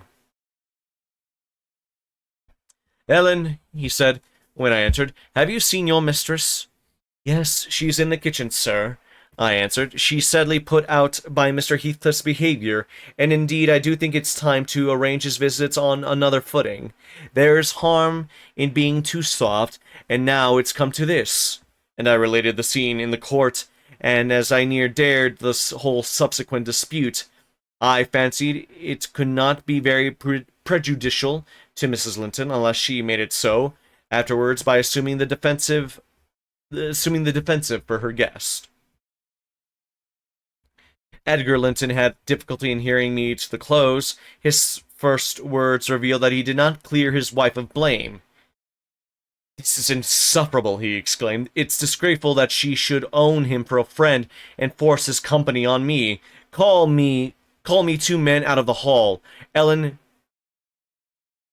Catherine shall linger no longer to argue with the low ruffian. I have humored her enough. Hey, Vex, how's it going? Welcome back. And thank you so much for the 10 stream streak. I really appreciate you dropping by as frequently as you have. I love the reading emote. That's another banger. Very cute.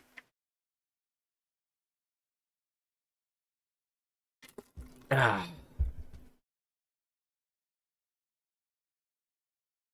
You're lurking. Totally fair. I appreciate it. I appreciate everybody who lurks in the shelves of the Royal Archives or in its halls. Where was I? I lost my place. Watchers from the ceiling. You know what? Totally fair. Now the real question is, are you hanging upside down by your feet like Dio?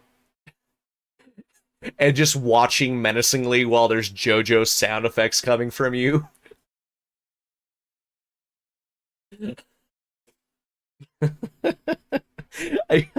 I just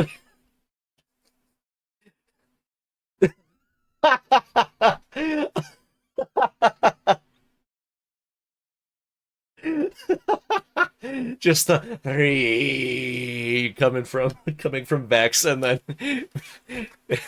your face would be shaded very much in the same way as like a JoJo's face would be. Oh man, that would be great. Shut up and read. Okay. I'll shut up. I'll shut up and get back to reading.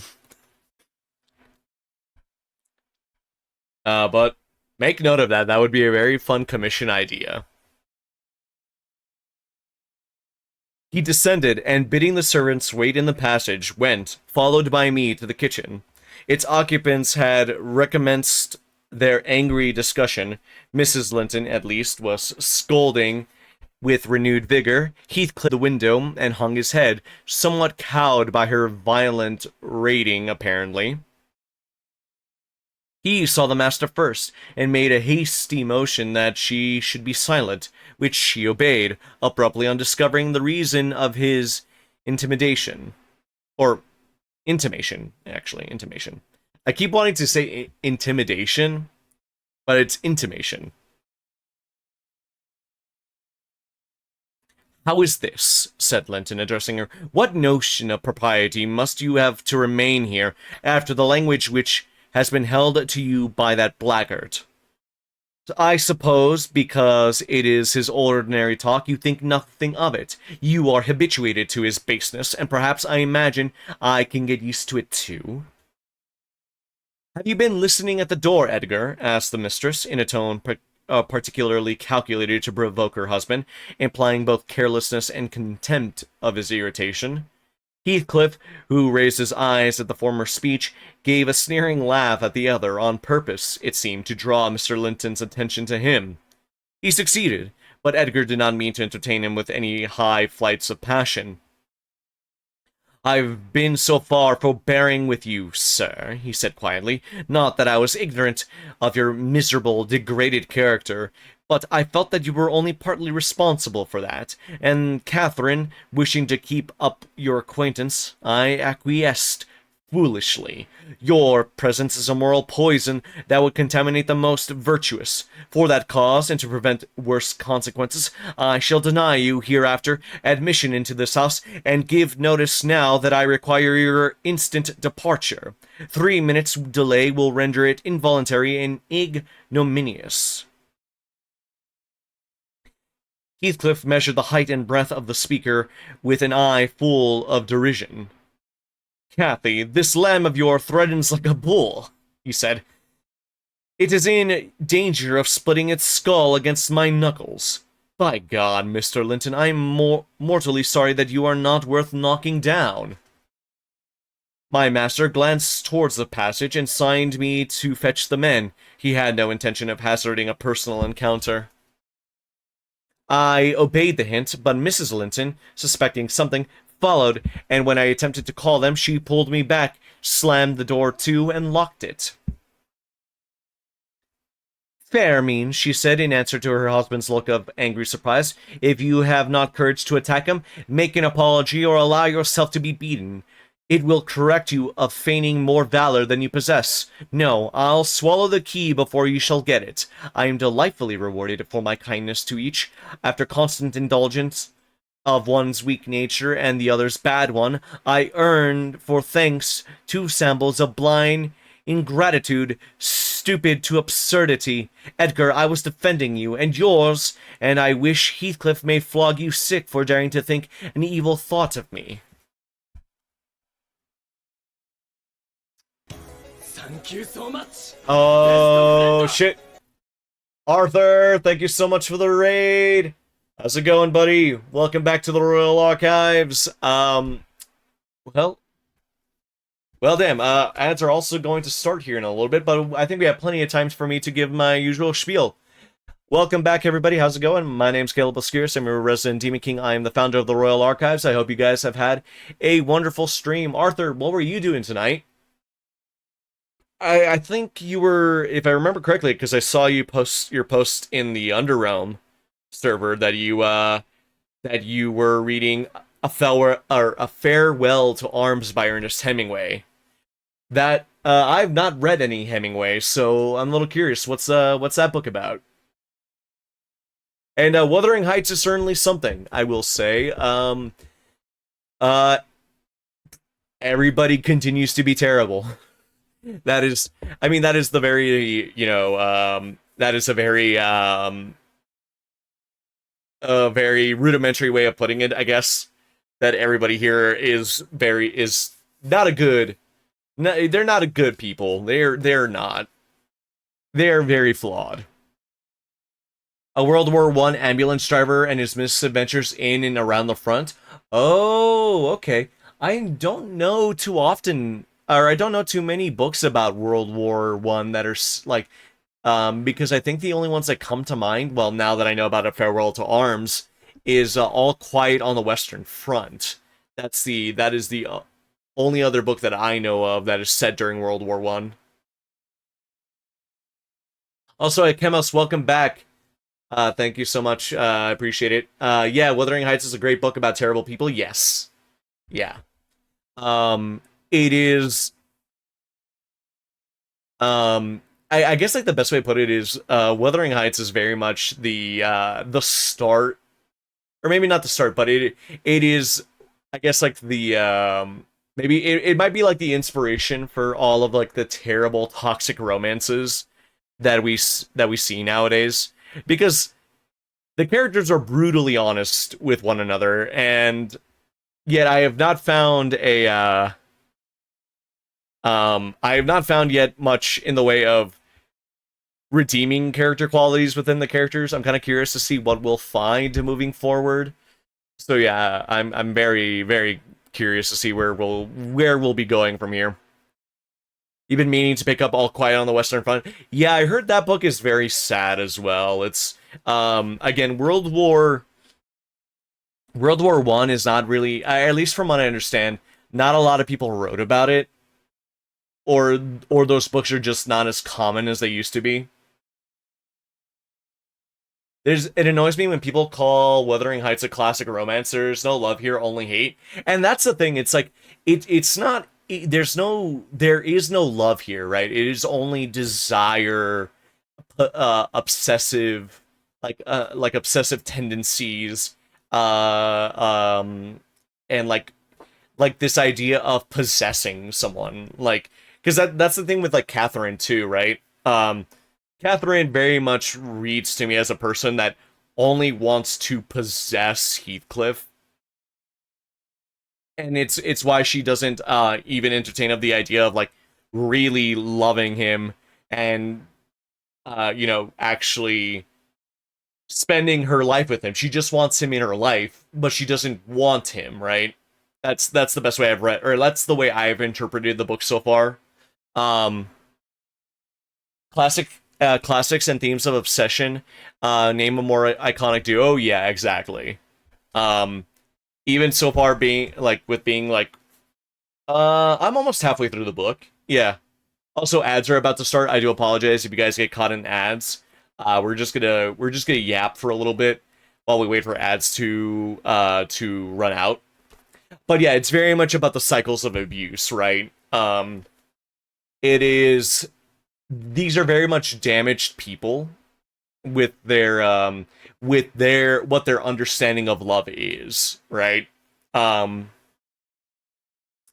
like and the other thing too, it's again, maybe because of just the way I choose to read the character Heathcliff too, is like Heathcliff has just been shat on his entire life because he is a person of color, right? He is not only was he a street urchin that was just picked up randomly by Mr. Earnshaw for whatever reason, but he is Romani, and the thing is, like, so he got shat on so bad as like a kid, and now he is just dishing it back.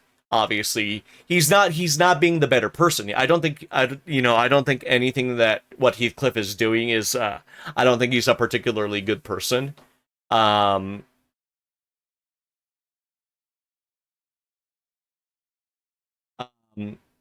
yes, yeah. Because it's like Heathcliff has been abused, but I don't think that justifies sort of the predatory behavior that he's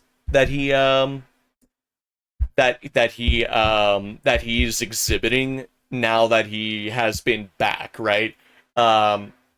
It's one of those things. It's like, as a person of color, like the way they describe Heathcliff, though, it's like he's been unjustifiably made into the villain that he ultimately does become, right? He's because they treated him badly. Well, they treated him badly after the dad passed on, and or even during or even before that too, right? Because old Mrs. Earnshaw didn't treat him well. Hindley obviously didn't treat him well. I don't even think Catherine treated him well either, because again, I think Catherine, ever since they were kids, Catherine was very possessive of Heathcliff, and because they did not view him as equal of a person as they would have viewed somebody else. Of, if he was white, he would have been treated very differently, right? At least, again, my interpretation of what the treatment that he deals with. But again, it doesn't excuse his behavior later on, right? He could have just left and never have come back. He could have left and lived an entirely different life, a better life probably, depending on where he went. And Akimos, I actually made a point about that earlier. Where it's very indicative that, they don't want to touch on the racial aspect of Heathcliff's story, because they never have casted him as either being Romani or being, or being because earlier in the book I hate to use the word, by the way, like I'm not gonna, like I don't want to say it, but the other word that they used to use for Romani people, they either call him that, or they say that he's like somewhere from the Americas, or that they say that he's like Spanish or like Moorish. They used to describe him at, and then I see all of the castings in some of the adaptations, and I'm like, how is he? Why is he white? Why is he white? That's really weird. I played a game years ago where he was a character and he was actually colored. I was actually shook at that they got it right. No way. That's wild. That's definitely interesting. That would require Americans to know that my people exist and not think Disney made us up. Yeah. Because like the way that they treat the way that Hollywood treats the Romani, right, is terrible, right? Because it's the same way that they treat like anybody else that's a person of color, specifically, because they fetishize us, they exoticize us, they turn us into something that is only desirable as a fantasy, right?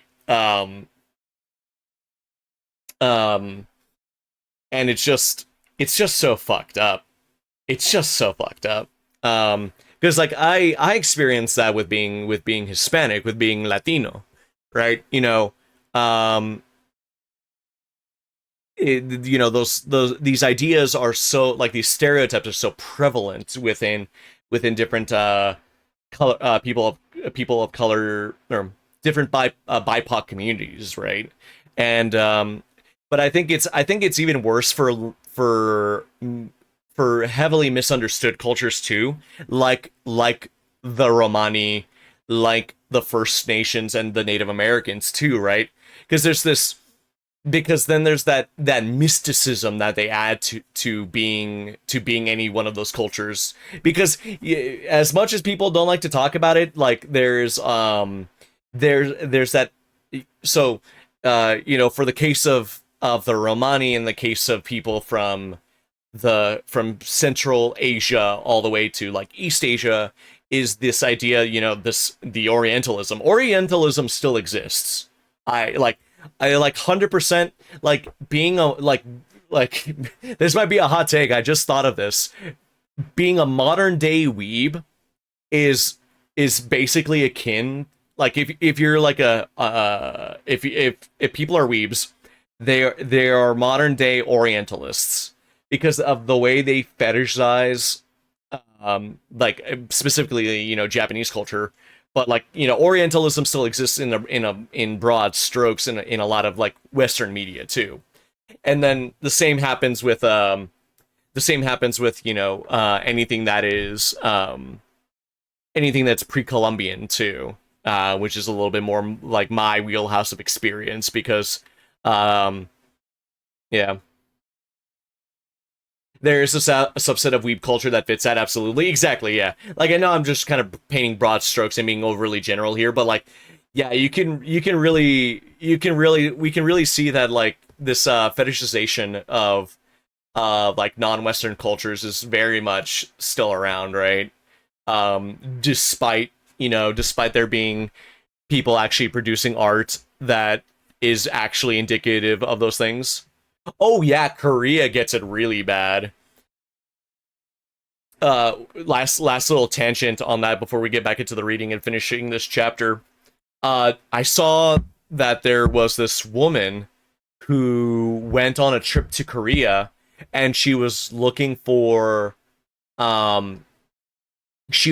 for a Korean boyfriend. She was basically looking for her what's the name of that Korean boy band group? What's the name of what's their names? Like the big one, the big Korean boy band, right?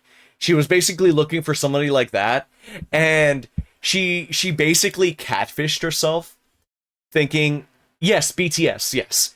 Because she basically catfished herself into going to Korea to try to go snag a Korean boyfriend. And then she does the most American thing possible. And she starts like recording herself. And she starts recording herself interacting with all these like regular Korean dudes. And she's like so disappointed in the fact that not every Korean guy looks like a supermodel, right? Um, and so yeah, it's really bad with Korea right now. That's it's a big yikes, man. It is a big yikes. I yeah, I saw the video and I'm like, this is so cringy. She got a lot of flack for it too.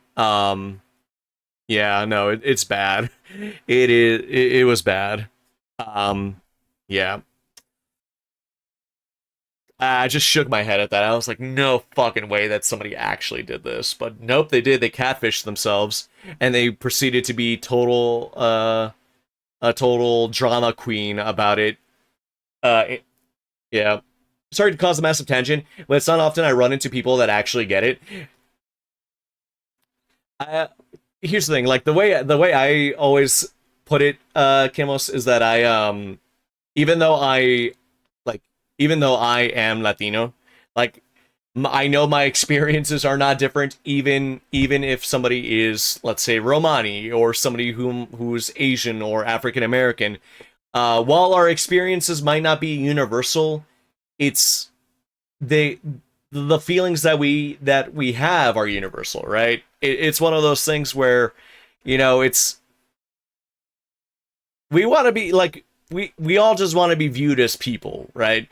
And that's entirely my whole thing. It's like I I can empathize with other BIPOC communities where it's like, yeah, it really fucking sucks to be treated like shit just based off the color of your skin, or by the way you dress, or by the way you present yourself.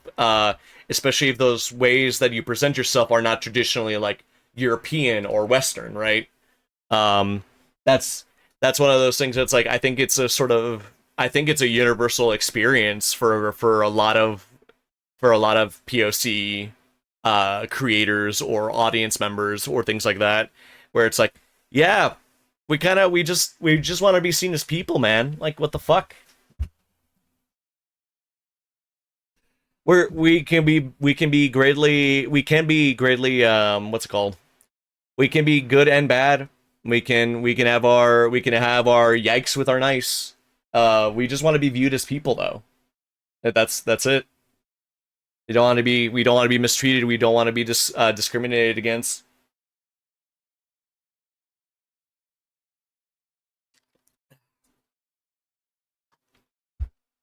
We just wanna live our lives, right? But yeah, no, Kamos, you don't need to ever apologize for getting me off on a tangent. I'll gladly talk about anything, really, because this is the Royal Archives. It's something I try to, it's something I take pride in, with the archives, is that, um, I basically try to treat it as like a forum where like either I'm presenting my ideas to you guys and you guys give me feedback, or you guys present your ideas to me and we just kind of talk about things. I always want to encourage people to talk about things that um that they value. That's the whole point of why I promote this type of idea in the first place, because I think it's important that we talk about these things, and not be just a big ol' echo chamber for the ego that is the persona of Caleb Obscurus on the internet, right? This is not just the Caleb Obscurus project. It kind of is, but you get what I mean. This is the Royal Archives, which is a community project. It is something that I want to build for you guys. Also, speaking of tangents, Braggy, what's up, buddy? Just finished this week's watch along. The community just got to the Eisen reveal. Fuck yeah, that's rad. Sick. Glad you guys had fun with the watch along. Fuck yeah, that's always great to hear.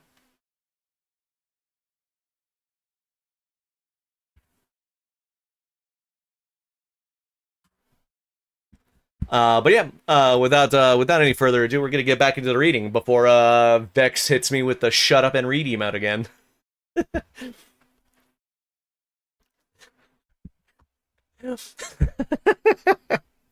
Okay, wait. Last tangent. Do you guys remember that? Do you remember that filler episode in Dragon Ball Z specifically, where Chi Chi gets the tutor that just starts whipping Gohan to get Gohan to like read, and like TFS set and TFS made that filler.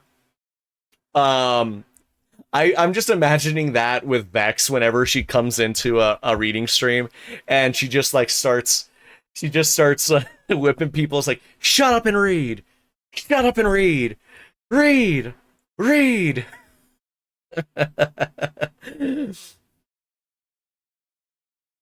That would be a really funny like little like meme animation. I'm getting so many funny ideas for like potential like meme images, meme commissions. Because earlier, before you guys showed up, I made the suggestion of like I said to Vex specifically, I said, "Hey, I appreciate everybody who lurks, right? I appreciate everybody who lurks in the archives, whether they're hiding amongst the stacks of books or wandering the halls of the archives." Vex just comes in and hits me with, "Oh, I'm just on the ceiling," and I hit her back with, "Oh, are you just standing upside down on the ceiling like Dio from fucking JoJo's Bizarre Adventure?" And now I have the idea just to commission somebody to draw Vex as a JoJo character, and then also do that as Vex as the tutor from Dragon Ball. Oh no, this is another pun, isn't it? There was a baseball player who brought a mirror to first base. Why? So he could see himself out. Are there any of my mods available? Mods, Shivers, Timbers.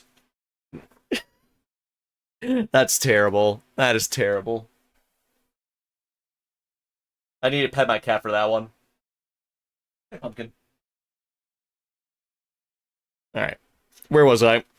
Mm. Where was I before? Vex pulling Zavaraldo to get some peace and quiet in the library works, actually. Oh yeah, that would work too. Yep. Vex has mastered the world, and can stop time forever.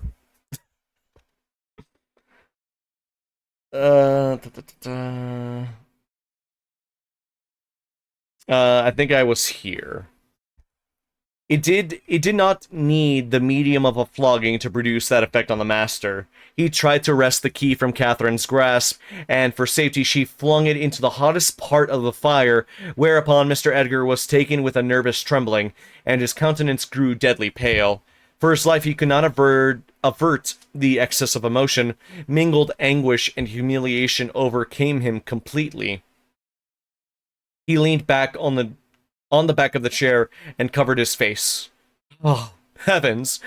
In old days, this would win you knighthood, exclaimed Mrs. Linton. We were vanquished.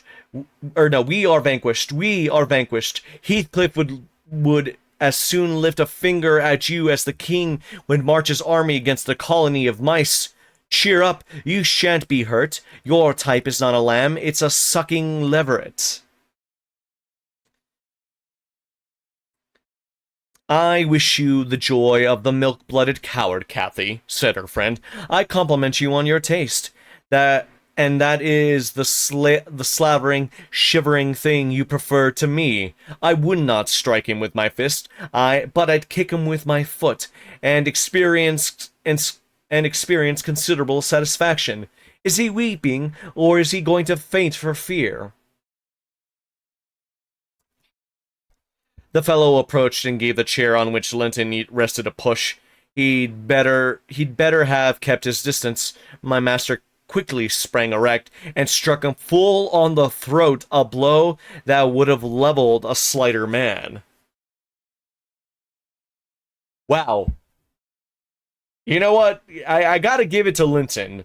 Just straight up throat punching. I'm assuming Heathcliff, yeah.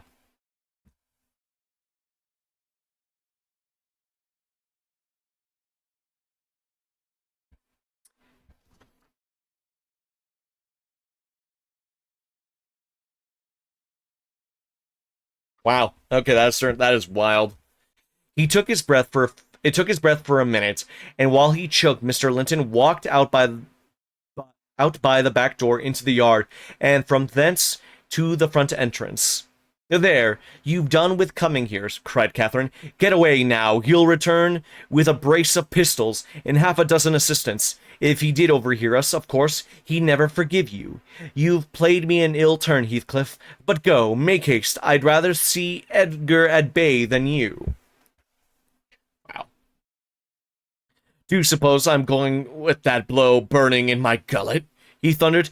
By hell, no. I'll crush his ribs like a rotten hazelnut before I cross the threshold. If I don't floor him now, I shall murder him sometime. So as you value his existence, let me get at him. He is not coming, I interposed, framing a bit of a lie. There's the coachman and the two gardeners. You'll surely not wait to be thrust into the road by them. Each has a bludgeon, and Master will very likely be watching from the parlor windows to see that they fulfill his orders. The gardeners and the coachman were there, but Linton was with them. They had already entered the court. Heathcliff, on second thoughts, resolved to avoid a struggle against three underlings. He seized the poker, smashed the lock from the inner door, and made his escape as they tramped in. Mrs. Linton, who was very much excited, bade me accompany her upstairs. She did not know my share in contributing to the disturbance, and I was anxious to keep her in ignorance. I'm nearly distracted, Nellie, she exclaimed, throwing herself on the sofa. 1,000 smiths' hammers are beating in my head. Tell Isabella to shun me. This uproar is owing to her, and should she or anyone else aggravate my anger at presence, I shall get wild. And Nellie, say to Edgar, if you see him again tonight, that I am in danger of being seriously ill. I wish it may prove true. He has startled and distressed me shockingly. I want to frighten him. Besides, he might come and begin a string of abuse or complainings. I am certain I should recriminate, and God knows where we should end. Will you do so, my good Nellie? You are aware that I am no way blamable in this matter. What possessed him to turn listener? Heathcliff's talk was outrageous after you left us, but I could soon have diverted him from Isabella, and the rest meant nothing. Now all is dashed wrong by the fool's craving to hear evil of self that haunts some people like a demon. Had Edgar never gathered our conversation, he would never have been the worse for it. Oh my god. Now go away. Either go away or... No, okay, it went away. I was about to sneeze. I felt it start, but it just wouldn't commit. I hate it when that happens, though.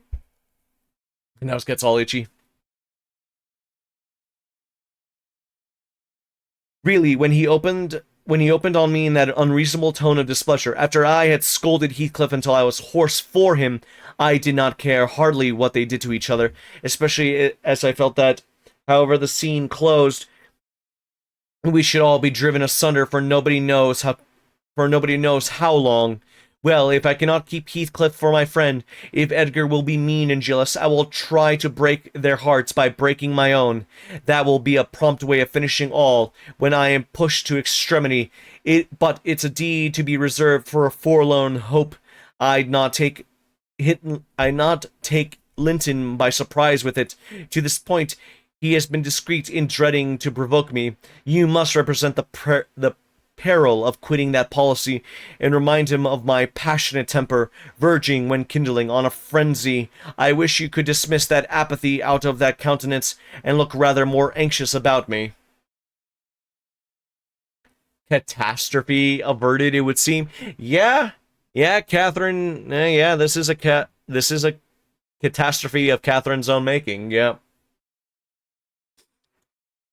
The stolidity with which I received these instructions was, no doubt, rather exasperating, for they were delivered in perfect sincerity. But I believed a person who could plan the turning of her fits of passion to account beforehand might, by exerting her will, manage to control herself tolerably, even while under their influence. And I did not wish to frighten her husband, as she said, and multiply his annoyances for the purpose of serving her selfishness. Therefore, I said nothing when I met the master coming towards the parlor, and I took the liberty of turning back to listen whether they would resume their quarrel together. He began to speak first. "Remain where you are, Catherine," he said, without any anger in his voice, but with much sorrowful despondency. "I shall not stay. I am neither come to wrangle nor be reconciled, but I wish to just learn whether, after this evening's events, you intend to continue your intimacy with—" "Oh, for mercy's sake," interrupted the mistress, stamping her foot. "For mercy's sake, let us hear no more of it now. Your cold blood cannot be worked into a fever. Your veins are full of ice water, but mine are boiling, and the sight of such chillness makes them dance." "To get rid of me? Answer my question," preserved Mr. Linton. "You must answer it. And that violence does not alarm me. I have found that you can be as stoical as anyone, when you please. Will you give up Heathcliff hereafter, or will you give up me? It is impossible for you to be my friend and his at the same time, and I absolutely require to know which you choose." "I require to be let alone," exclaimed Catherine furiously. "I demand it. Don't you see I can scarcely stand? Edgar, you leave me." She rang the bell until it broke with a twang. I entered leisurely. It was enough to try the temper of a saint, such senseless, wicked rages. There she lay, dashing her head against the arm of the sofa, and grinding her teeth so that you might fancy she would crash them into splinters. Mr. Linton was looking at her in sudden compunction and fear. He told me to fetch some water. She had no breath for speaking. I brought a glass full, and as she would not drink, I sprinkled it onto her face. In a few seconds she stretched herself out stiff, and turned up her eyes, while her cheeks, at once blanched and livid, assumed the aspect of death. Linton looked terrified. "There is nothing in the world the matter," I whispered. I did not want him to yield, though I could not help but being afraid in my heart. "But she has blood on her lips," he said, shuddering. "Never mind," I answered tartly, and I told him how she had resolved, previous to his coming, on exhibiting a fit of frenzy. Yeah, Catherine's bad. Catherine's very bad. She is a child. I incautiously gave the account aloud, and she heard me, for she started up, her hair flying over her shoulders, her eyes flashing, the muscles of her neck and arms standing out preternaturally. I made my mind for broken bones, at least, but she only glared about her for an instant, then rushed from the room. The master directed me to follow. I did, to her chamber door. She hindered me from going further by securing it against me. As she never offered to descend to breakfast the next morning, I went to ask whether she would have some carried up. No, she replied, per, peremptorily. Jeez.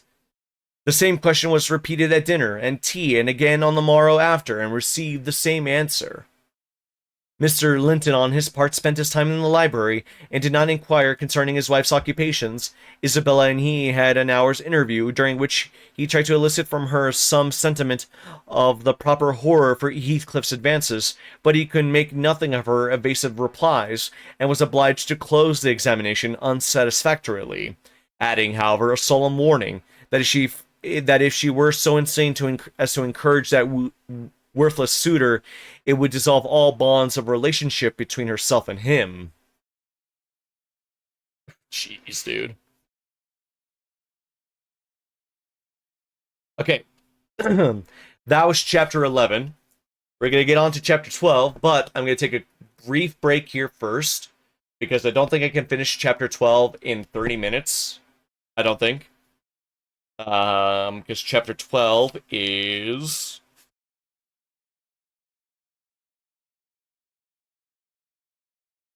Chapter 12 is about 14 pages. I think it's the shortest chapter of... No. I think the last chapter was the shortest. So yeah, I'm gonna take a brief break here. I'm going to run ads again, and I'm gonna take a bit of a break just so I can stretch my legs. Did chapter 11... Oh my god. Oh my god, I hate that. I hate that so much. That's such a fucking good joke. You were really well timed with that one. Okay, that's fucking hell. God damn it. Okay, I'll be right back. I'm gonna run ads. I'm gonna take a bit of a break. I'll see you guys here in just a few minutes. Jesus fuck.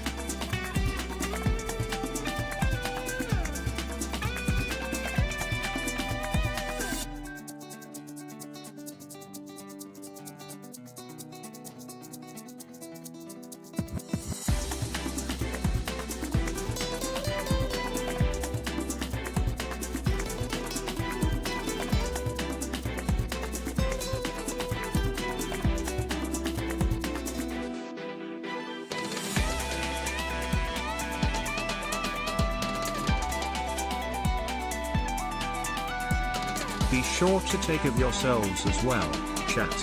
Go get some snack and sippy. Bring some back for me and Persephone too. We tax all snacks consumed in the archives.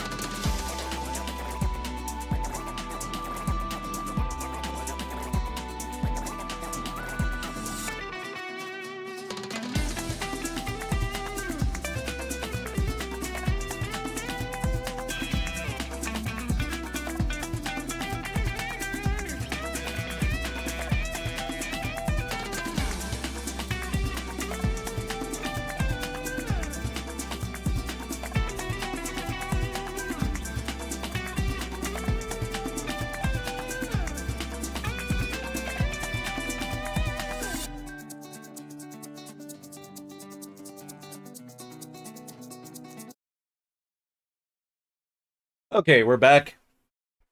Got myself some more water. Gave the dogs their dinner for the evening as well. Um, but yeah. Now, depending on how long this chapter goes, so we've been live for about 3 hours.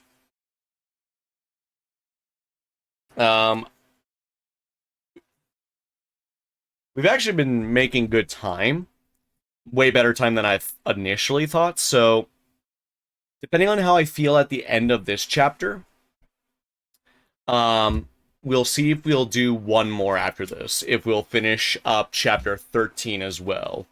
Because the thing is, these chapters are pretty long. I don't know how long chapter 13 is. 13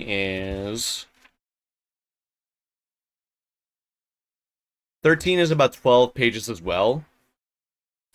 So we might actually be able to finish more chapters than I gave myself credit for, and that would put us roughly at the halfway mark for the story. Because the book itself is 352 pages. Oh, well, actually, maybe not halfway. It looks to be about halfway if, okay, so not halfway, it's halfway. But, I mean, yeah. We'll see how I feel after chapter 13, and if we... Or, we'll see how I feel after chapter 12. If it goes well, we'll read chapter 13. So, yeah, let's, without any further ado, let's keep on keeping on. Why don't we? Pumpkin, do you want to go out? Yeah, you want to go out? Want to go? Or not? Want to go out?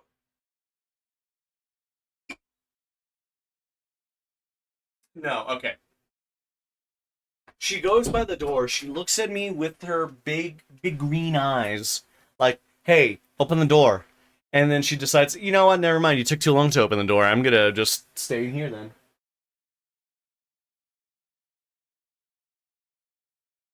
Silly little thing. Okay. But yeah, this is chapter 12.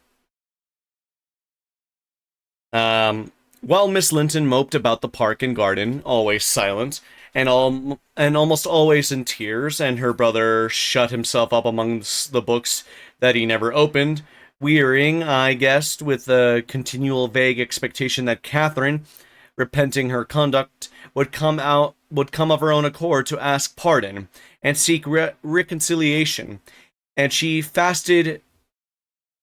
Oh God. Pertinaciously, under the idea, probably, that at every meal Edgar was ready to choke her for her absence, or choke for her absence, rather, and pride alone held him from running to cast himself at her feet. I went about my household duties, convinced that the Grange had but one sensible soul in its walls, and that it was lodged in my body. I wasted no condolences on Miss, or any expostulations on my mistress, nor did I pay much attention to the sighs of my master, who yearned to hear his lady's name, since he might not hear her voice. I determined that they should come about as they pleased for me, and though it was a tiresomely slow process, I began to rejoice at length at the faint dawn of its progress, as I thought at first.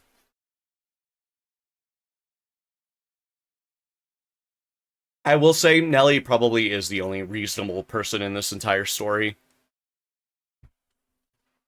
She's probably just thinking the entire time, like, man, these rich assholes.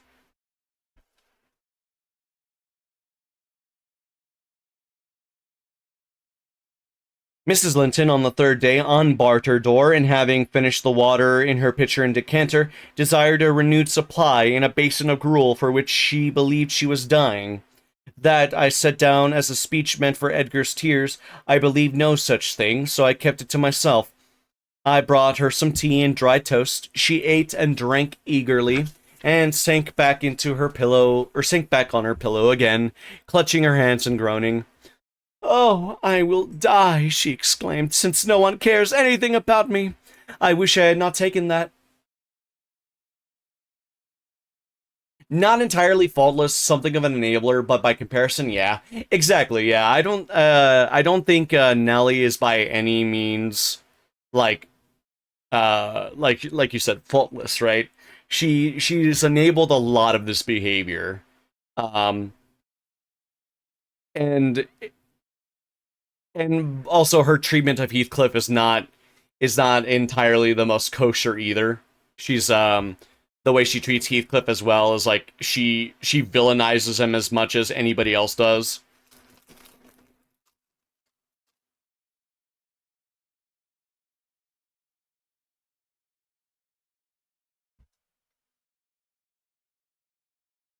Hey, what are you doing? No, no, no. Don't lay on. I just cleaned those. I just cleaned those. Come on. Get off of those. Get off of those. Come on.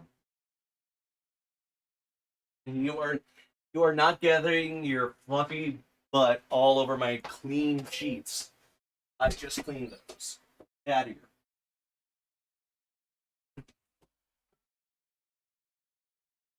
I just washed my sheets today, and Pumpkin was just ready to just start laying all over them. I'm like, yeah, no, you're not doing that. By the way, I love my cats, but the other.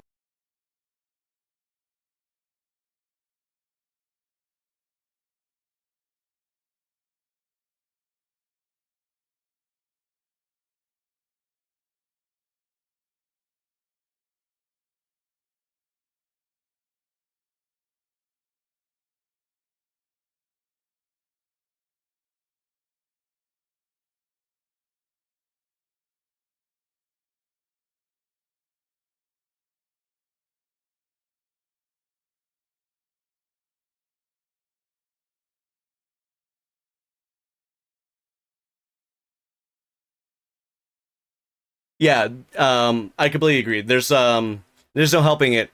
Hair is everywhere is the default state. I just try to keep the hair in like areas where it can be more easily managed. But the shitty thing is though,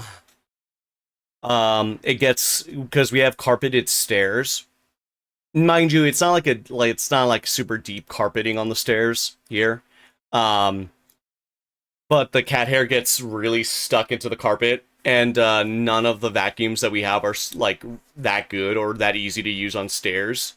So I'm thinking of getting something that helps pick up fur a little bit easier, but not the lint rollers, because lint rollers don't really do much either, and that's such a waste as well. So I'm gonna try to see what's a good replace, or what's a good idea or alternative to help like pick up fur a lot easy. Cleaning carpeted stairs is a huge pain. Yep, used to have to use one of those hand scrapers. That's what I'm thinking is those hand scrapers, because those actually pick up the fur fairly well. And we used to have one, but it broke. So I might get another hand scraper. It'll be a pain in the ass, but it'll be worth it, I think. But yeah, back to the reading though. Then, a good while after, I heard her murmur, "No, I'll not die. He'd be glad. He does not love me at all. He would never miss me." Did you want anything, ma'am?" I inquired, still preserving my external composure, in spite of her ghastly countenance and slightly exaggerated manner. "What is that apathetic being doing?" she demanded, pushing the thick, entangled locks from her wasted face. "Has he fallen into a lethargy, or is he dead?" "Neither," I replied. "If you mean Mr. Linton, he is tolerably well, I think, though his studies occupy him rather more than they ought. He is continually among his books, since he has no other society." I should not have spoken so if I had known her true condition, but I could not get rid of the notion she acted a part of her disorder. In a Garfield comic, John complains to Garfield that there was cat hair in his food, and it was annoying. Garfield countered, "I know what you mean. There's food in my cat hair. Oh my god. In Garfield, yeah, that would be Garfield. Among his books? She cried, confounded. And I dying? I on the brink of the grave? My God, does he not know how I'm altered? Continued she, staring at her reflection in the mirror, hanging against the opposite wall. Is that Catherine Linton? He imagines me a pet in a play, perhaps. Can you not inform him that is of frightful earnest? Nelly, if it not be too late, as soon as I learn how he feels, I'll choose between these two. Either to starve at once, that would be no punishment unless he had a heart, or to recover and leave the country. Are you speaking the truth about him now? Take care. Is he actually so utterly indifferent for my life?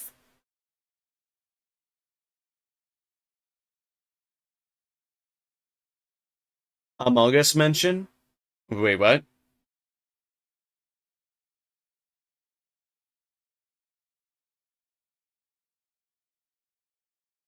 Wait, oh, among his books. Yeah, I guess that's where you got that from. I was gonna say, it's like, wait, what? Why, ma'am, I answered, the master has no idea of your being deranged, and of course he does not fear that you will let yourself die of hunger. You think not? Can you not tell him I will? She returned. Persuade him. Speak of your own mind. Say that you are certain that I will. Jesus. No, you forget, Mrs. Linton. I suggested that you have eaten some food with a relish this evening, and tomorrow you will have perceived its good effects. If I were only sure it would kill him, she interrupted, I'd kill myself directly. These 3 awful nights I've never closed my lids, and oh, I have been tormented. I've been haunted, Nelly, but I begin to fancy you don't like me. How strange. I thought, though everybody hated and despised each other, they could not avoid loving me. And they have all turned to enemies in a few hours, they have. I'm positive. The people here. How dreary to me death surrounded by their cold faces. Isabella terrified and repelled, afraid to enter the room. Would be so dreadful to watch Catherine go, and Edgar standing solemnly by to see it over, then offering prayers to thanks to God for restoring peace to his house and going back to his books. What in the name of all that feels has he to do with books when I am dying? God, she is a drama queen.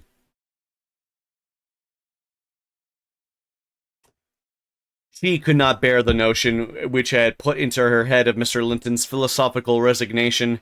Tossing about, she increased her feverish bewilderment to madness, and tore the pillow with her teeth, then raising herself up all burning, desired that I would open the window. We were in the middle of winter, the wind blew strong from the northeast, and I objected. Both expressions flitting over her face and the changes of her moods began to alarm me terribly, and brought to my recollection her former illness, and the doctor's injunction that she should not be crossed. A minute previously she was violent. Now, supported on one arm, and not noticing my refusal to obey her, she seemed to find childish diversion in pulling the feathers from the rents she had just made, and ranging them on the sheet according to their different species. Her mind had strayed to other associations.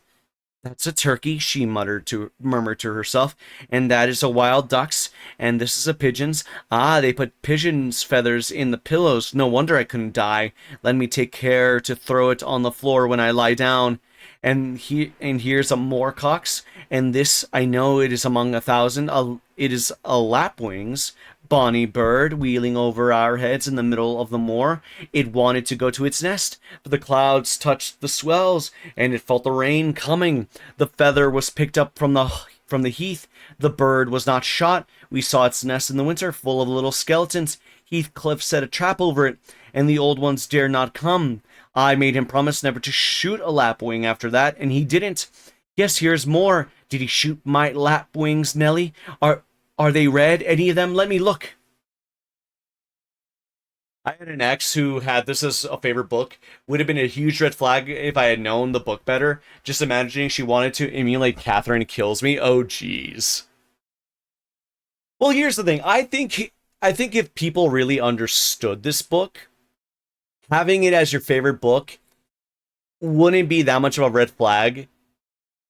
It would very much be the situation where, like, do you really understand what's going on here, or do we at least share a similar enough understanding of this book that that it wouldn't be a red flag, I guess. Like, it's the same thing, like, for like, the way I would put it is, if I met somebody like whose favorite anime was like Attack on Titan, right?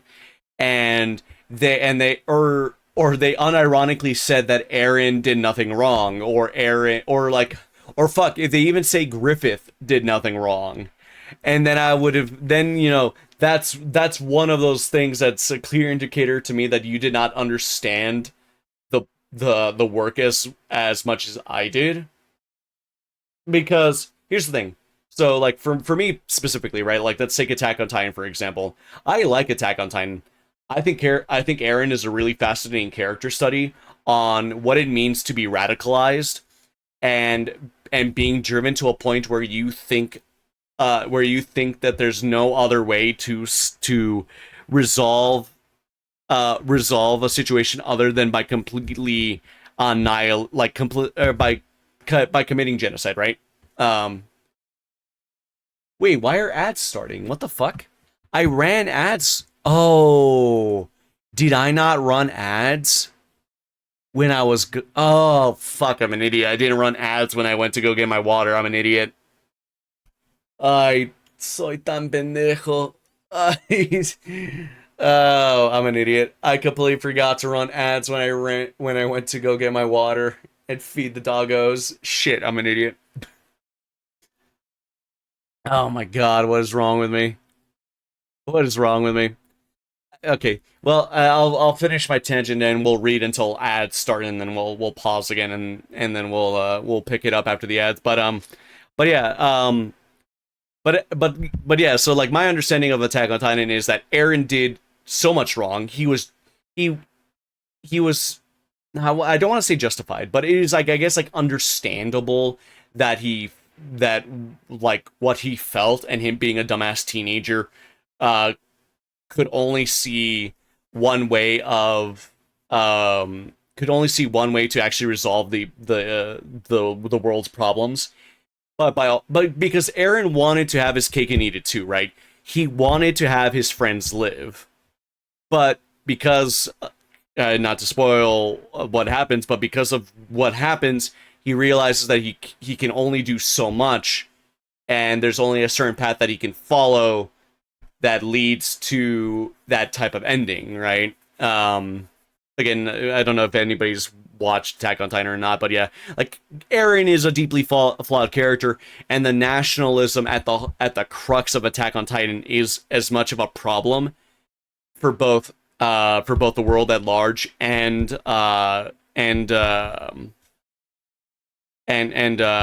name of the fucking country. I forgot the name of the country. The island of Paradis, Paradis, or whatever it's called.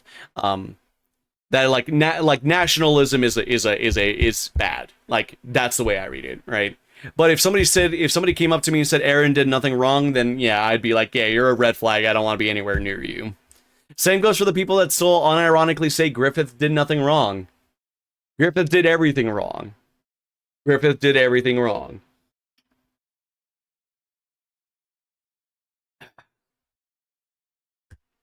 But yeah.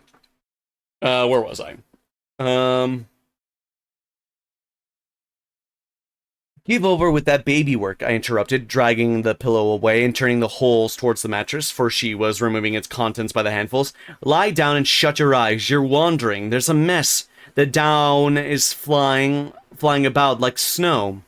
I went here and there collecting it. I see in you, Nellie, she continued dreamily. An aged woman, you have gray hair and bent shoulders. This bed is the fairy cave under Penistone Crag, and you are gathering elf bolts to hurt our heifers, pretending, while I am near, that they are only locks of wool. That's what you'll come to 50 years hence. I know you are not so now. I am not wandering. You were mistaken, or else I should believe you really were that withered hag, and that I should think I was under Penistone Crag. And I'm conscious it's night, and there are 2 candles on the table making the black press shine like jet.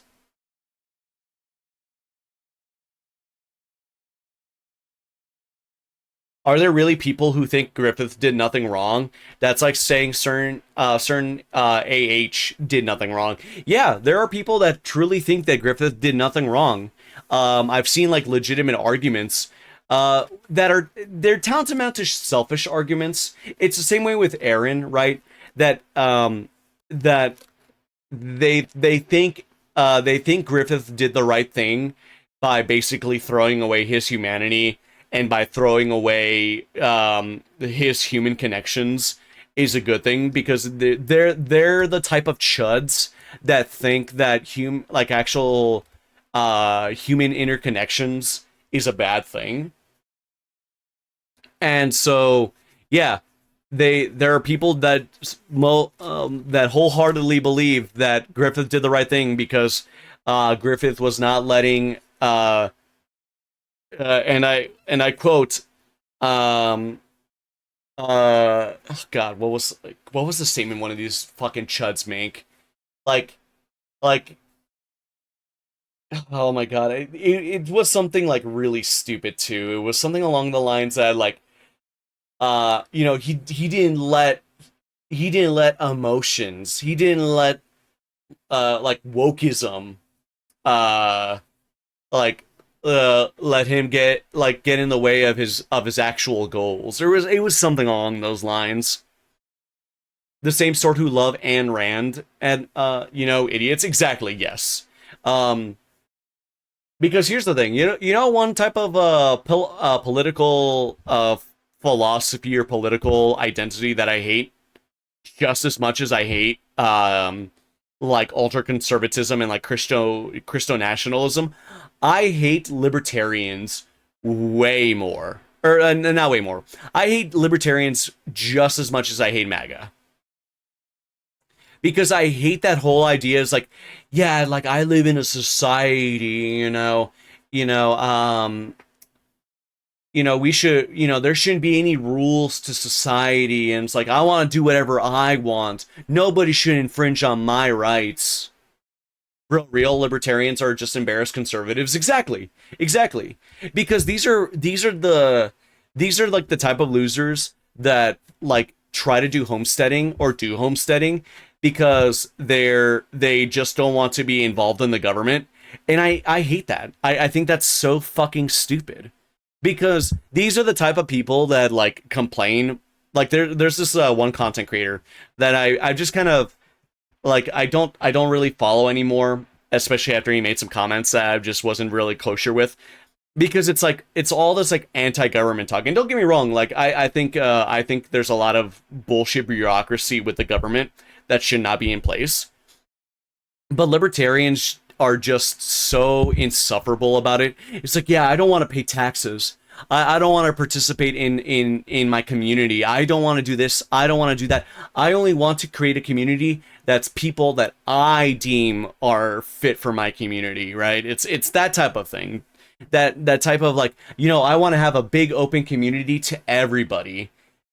But like, and they mean everybody, right? Because they like said content creator, right? He like, because libertarians are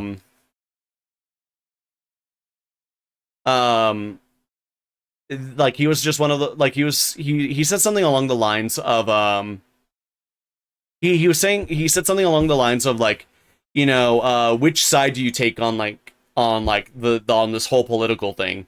And it's just, oh well, I believe in both sides. I think both sides have a right to say whatever the fuck they want to say. And I feel like that's such a dismissive view, right? Where, because libertarians are very much they call themselves centrists, right? They like to fence it all the time. And they like to say is like, yeah, I agree with everybody or I agree with the idea that everybody has a right to say whatever the fuck they want. And it's like, no, people shouldn't have the right to say whatever the fuck they want if the thing that they want to say is detrimental to detrimental to the lives of other people, right? If it's any kind of hate speech, if it's any kind of bigotry, it should not be allowed. That fuck that noise, right? We should have a civil society where we are able to where we're able to debate our ideas civilly, yes. But when your ideas go as far as to demonize and attack and create an other group of people to villainize, right? Then your ideas are moot at that point. What about civil libertarians? I knew a guy like that, and he was an ardent follower of the rule of law, specifically about the rights of others being respected. That was his stance, at least. To be fair, I don't know what you mean by civil libertarians. That is something let me look up really quick.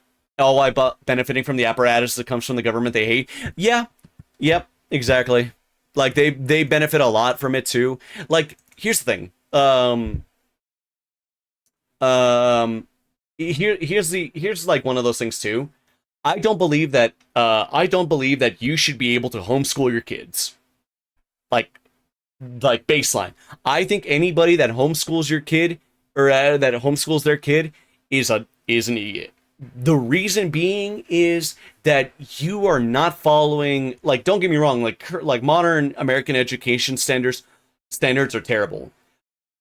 But do we know that you're actually like trying to teach these kids adequately, right? That you're not trying to indoctrinate them into some bullshit like flat earth theory or whatever, right? Like I wholeheartedly get that you want to like, I get the idea that people want to like take care of their kids' education, but I do not think I do not think kids should be homeschooled. Exactly. Homeschoolers are not preparing productive members of society. Exactly. Because here's the thing. You can like your kid can have like ADHD, be neurodivergent. There could be a multitude of reasons why they would not fit into the public school standards. Yes. And private school options are like way out of line, right? But you should not deprive them of at least of the ability to try to integrate with society. Because here's the thing. For whatever reason, or not for whatever reason, I still think like going to school is a good idea. Again, public schools are bad, but public schools need, like, you need to send your kid to school, man. Like, at the very least, you need to at least teach, like, your kids need to at least have an idea of how to act, or at least like be able to basically stomach their way to get through school, to get through something as difficult as education. Because, like, barring extreme circumstances, most kids should be going to school with other kids and learning social cues and or at least learning to be like somewhat sociable, or at least understanding of like social dynamics, right? I know you felt that someone displaying the Confederate flag was a big fuck you to the US, as it represented a backwards way of thinking. Interesting. Libert.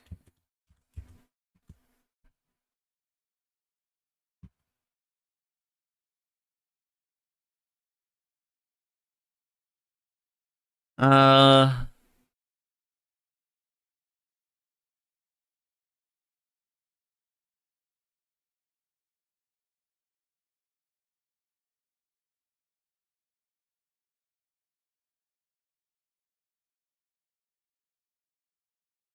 Hmm.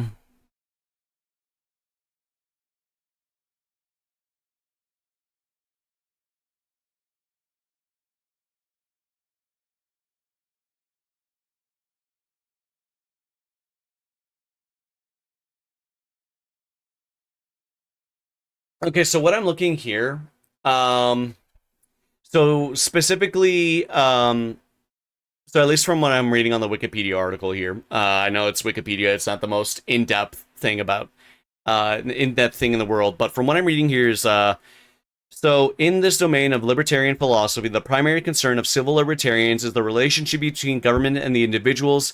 In theory, civil libertarians seek to restrict this relationship to an absolute minimum in which the state can function and provide basic services and securities without excessively interfering in the lives of its citizens. One key cause of civil libertarians is upholding free speech. Specifically, civil libertarians oppose bans on hate speech and obscenities, or obscenity. That I don't agree with. Civil libertarianism specifically refers to civil issues and personal freedoms. A civil libertarian may not hold traditional libertarian beliefs regarding economy, corporate regulation, housing management, and other aspects of governments, though they may or may not personally condone behaviors associated with these issues. Civil libertarians hold the advantages of unfettered public discourse outweigh any disadvantages, and that the coercion of speech is inherently wrong. Yeah, I don't agree with that. Because again, I am of the mindset that I believe hate speech and I believe hate speech at the very least needs to be monitored, because it's like, because when you don't monitor hate speech, it's why we still have the KKK. It's why we still have it's why we still have Nazism and fascism and all that bullshit. It's because we don't stamp this shit out. I'm sure there are different degrees to which people interpret that outlook. I'm sure there is, but like the thing is though, yeah, like in a perfect world there wouldn't be hate speech. Yeah. That's not the world we live in. Exactly. Like like anybody that says any kind of hate speech, I think needs to be like monitored at the very least, and that stuff should be heavily suppressed and censored, because again, there's the reason why the KKK still exists. We didn't censor the fuck out of them. It's why Nazism still exists, because we allowed Nazis to fucking to remain in the United States. Hell, the Nazis tried to overtake the U.S. government during World War II. Well, not the Nazis specifically, but people that there were people that agreed with Nazism, right? Like Ford, like Gerald Ford or whatever, the guy who founded the fucking Ford company, right? That guy, that fucking asshole was in on it. Yeah. And the fact that yeah, like that shit should not be allowed. That needs to be stamped out.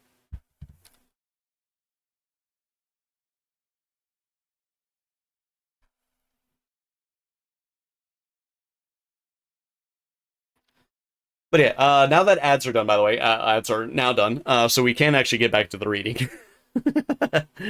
But yeah, my general whole thing is like, yeah, I am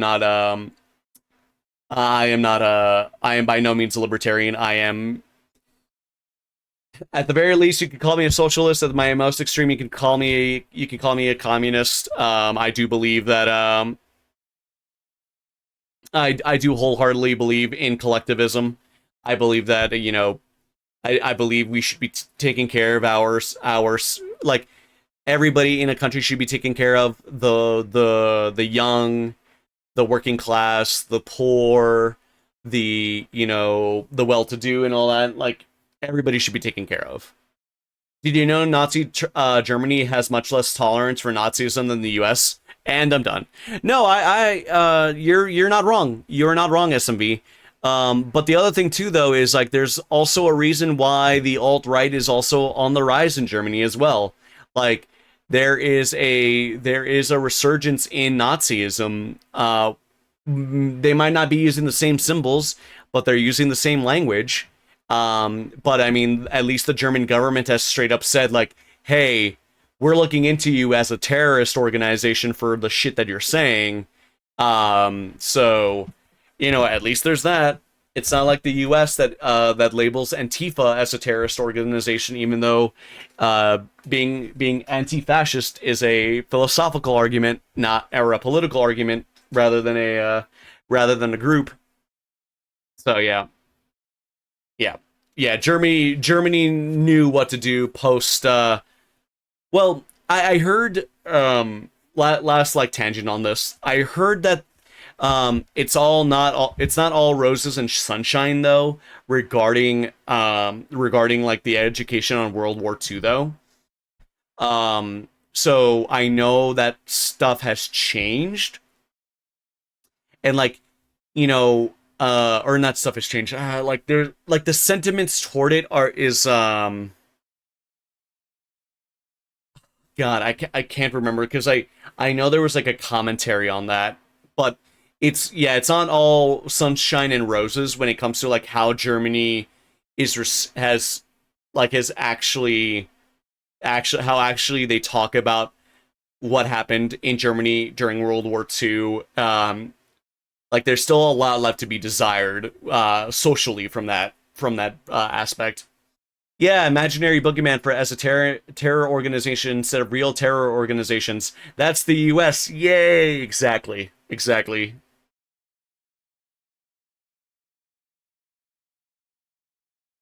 All right. Let's go. Let's go ahead and get back to the reading though before we get into further tangents. The black press. Where's that? I asked. You are talking in your sleep. It's against the wall. It always is, she replied. It does appear odd. I see a face in it. There is no press in the room, and never was, I said, resuming my seat and looping up the curtain that I might watch her. Don't you see that face? She inquired, gazing earnestly at the mirror. And say what I could, I was incapable of making her comprehend it be her own, so I rose and covered it with a shawl. It's behind there still, she pursued anxiously, and it stirred. Who is it? I hope it will not come out when you are gone. Oh, Nellie, the room is haunted. I'm afraid of being alone. I took her hand in mine and bid her to be composed, for a succession of shudders convulsed her frame, and she would keep straining her gaze towards the glass.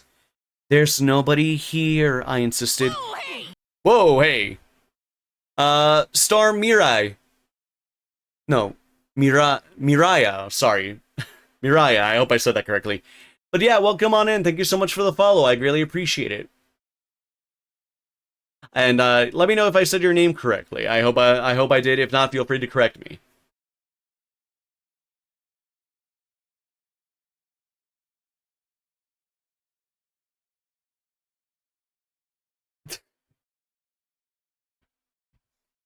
There's nobody here, I insisted. It was yourself, Mrs. Linton. You knew it a while since. Mira, like myriad. Miria. Okay, Miria. You brought me here, just been lurking. Oh, gotcha. Totally fair. I appreciate the lurk nonetheless.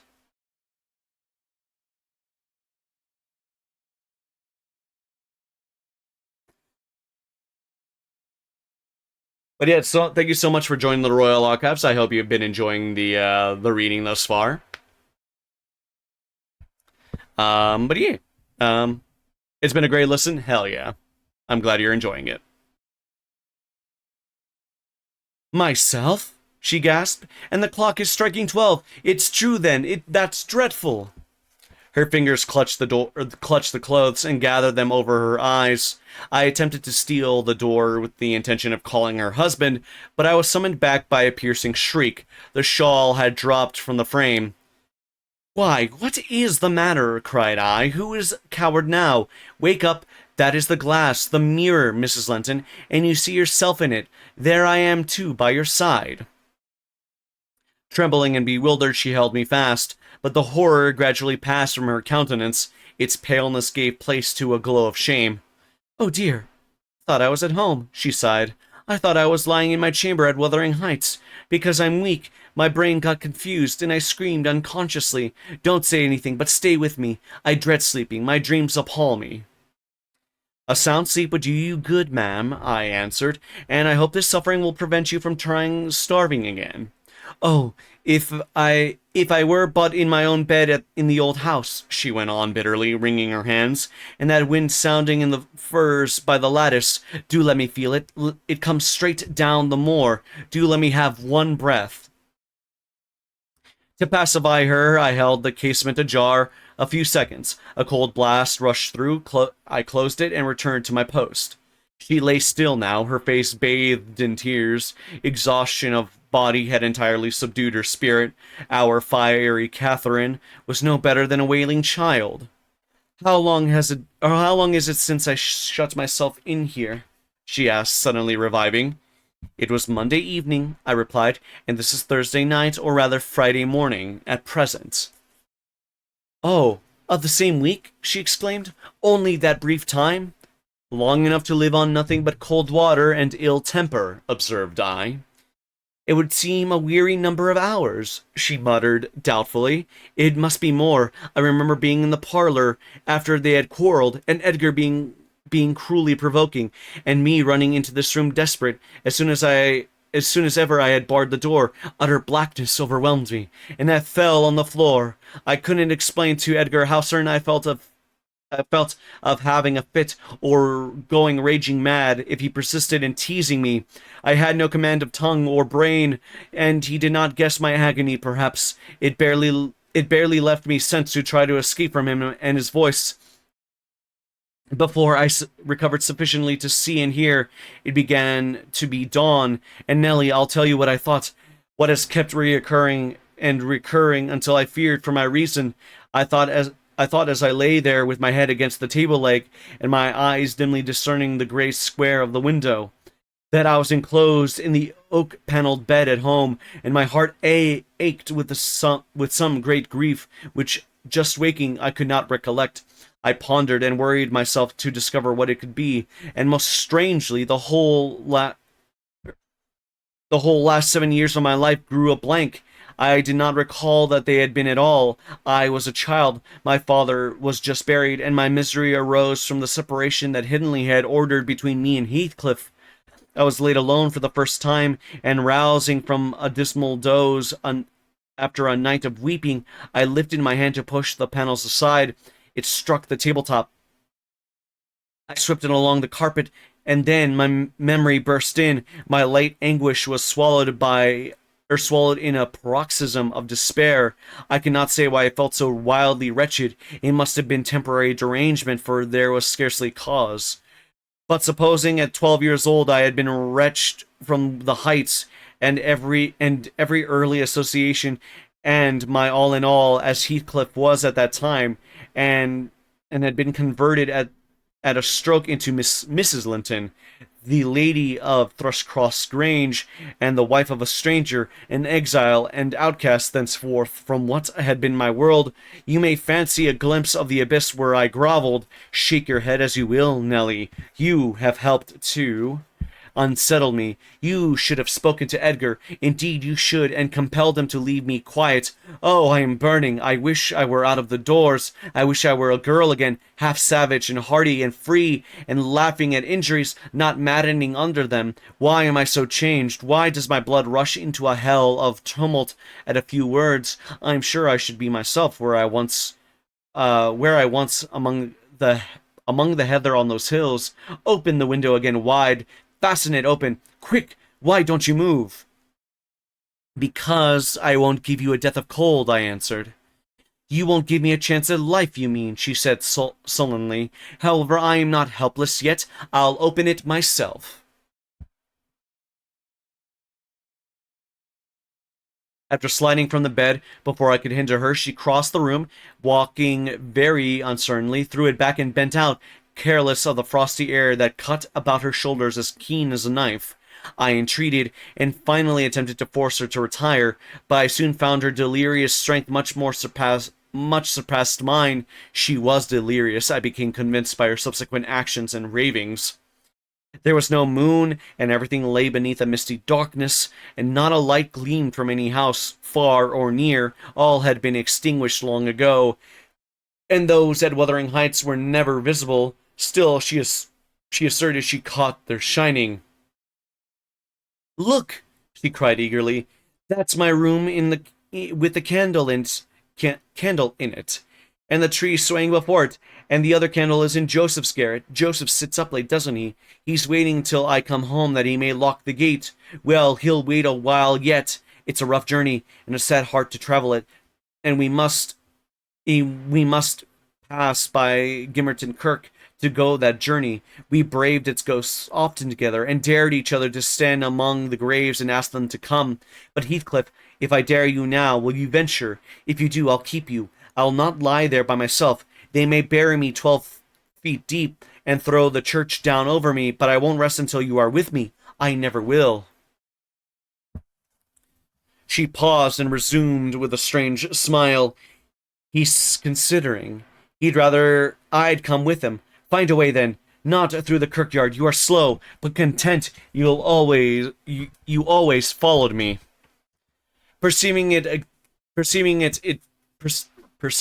vain to argue against her insanity, I was planning how I could reach something to wrap about her without quitting my hold of herself, for I could not trust her alone by the gaping lattice.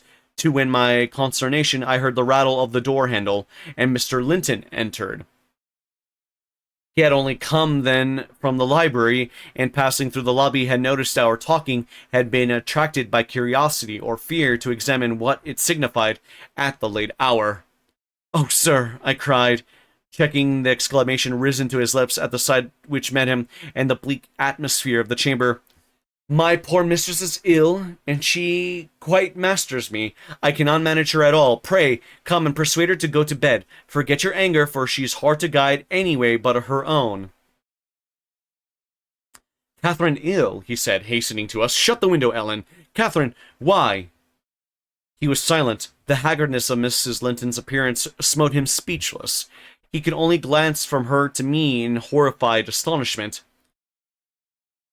"She's been fretting here," I continued, "and eating scarcely anything, and never complaining. She would admit none of us till this evening, and so we couldn't inform you of her state, as we were not aware of it ourselves. But it is nothing." I felt I uttered my explanations awkwardly. The master frowned. It is nothing, is it, Ellen Dean?" he said sternly. "You shall account more clearly for keeping me ignorant of this." And he took his wife in his arms and looked at her again with anguish. At first she gave him no glance of recognition. He was invisible to her abstracted gaze. The delirium was not fixed, however. Having weaned her eyes from contemplating the outer darkness, by degrees she centered her attention on him, and discovered who it was that held her. "Ah, you are come, are you, Edgar Linton?" she said with angry animation. "You're one of those things that ever found You are one of those things that are ever found when least wanted, and when you are wanted, never. I suppose we shall have plenty of lamentations now. I see we shall, but they can't keep me from my narrow home yonder, my resting place where I'm bound before spring is over. There is not among the Lintons, mind, under the chapel roof, but in the open air with a headstone. And you may please yourself whether you go to them or come to me." "Catherine, what have you done?" commenced the master. "Am I nothing to you any more? Do you love that wretch "Hush!" cried Mrs. Linton. "Hush this moment. You mention that name, and I end the matter instantly by a spring from the window. What you touch at present, you may have, but my soul will be on that hilltop before you lay hands on me again. I don't want you, Edgar. I'm past wanting you. Return to your books. I'm glad you possess a consolation, for all you had in me is gone." Jeez, dude.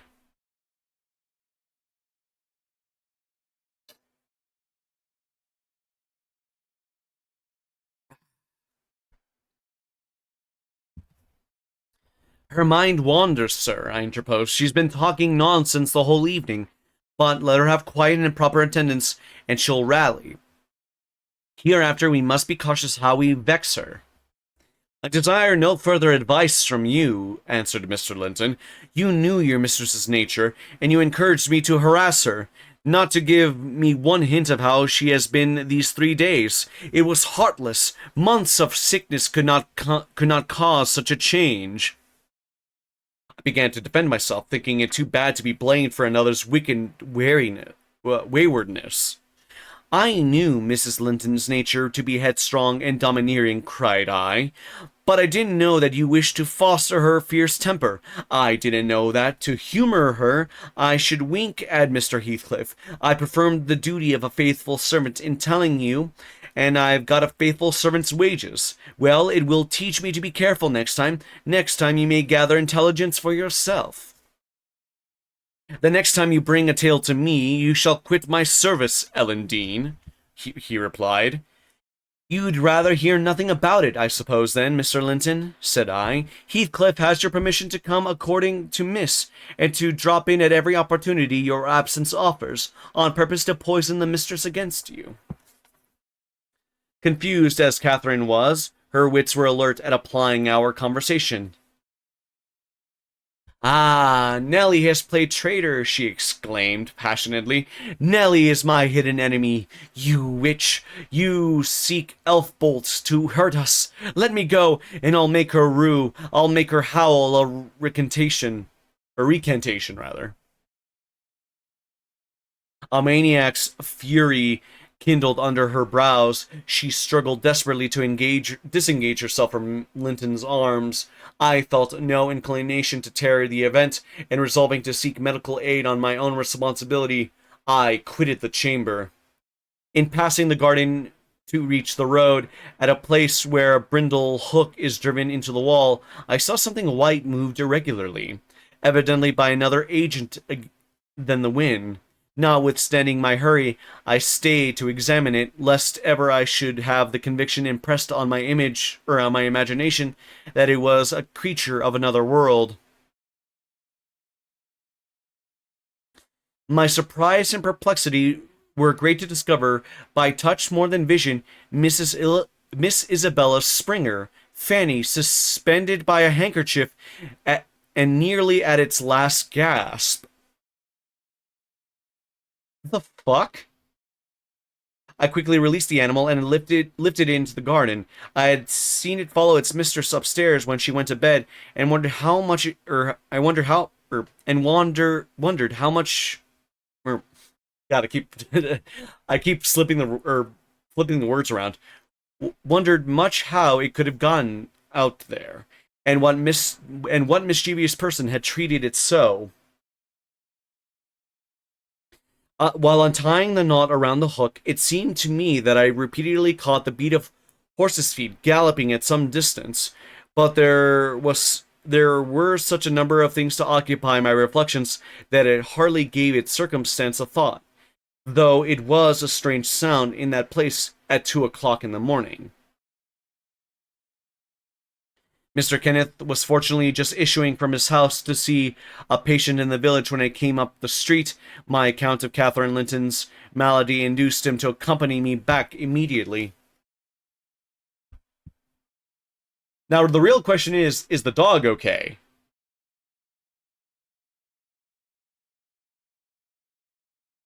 I don't know. Wow.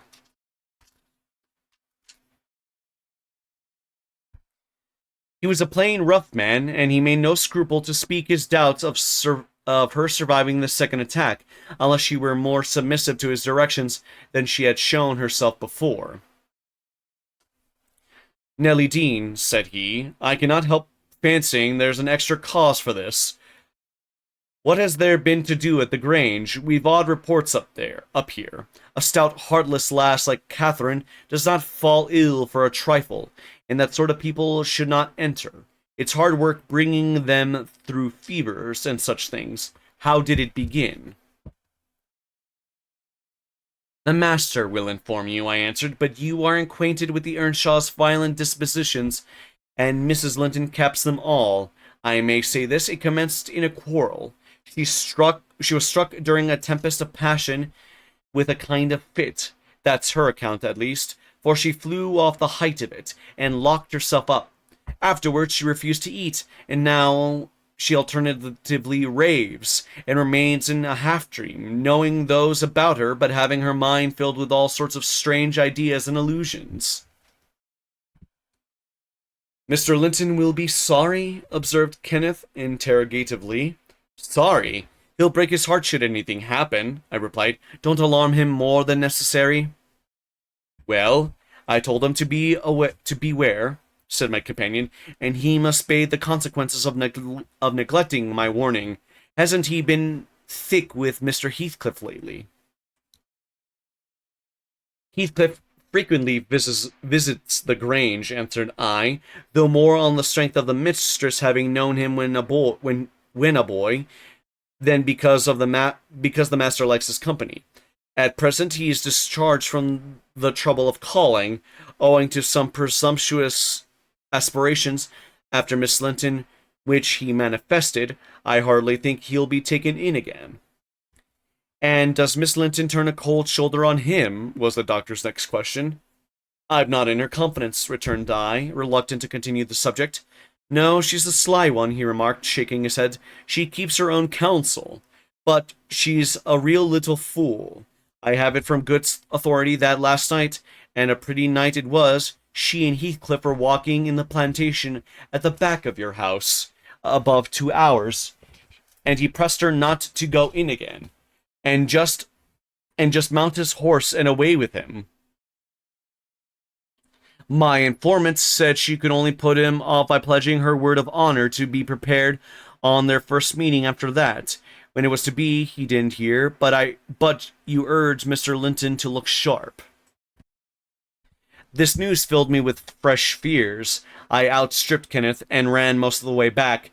The little dog was yelping in the garden yet. I spared a minute to open the gate for it, but instead of going to the house door, it coursed up and down, snuffing the grass, and it would have escaped to the road had I not seized it and conveyed it in with me. Oh no, did Heathcliff hang the dog to shut it up? Oh no. Either that or Isabella did it, but oh no.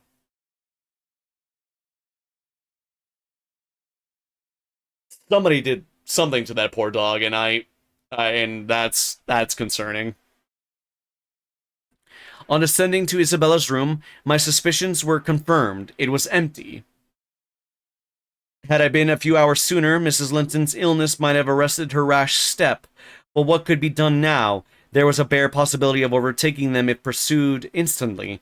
I could not pursue them, however, and I dare not rouse the family and fill the place with confusion, still less unfold the business to my master, absorbed as he was in present calamity, and having no heart to spare for a second grief.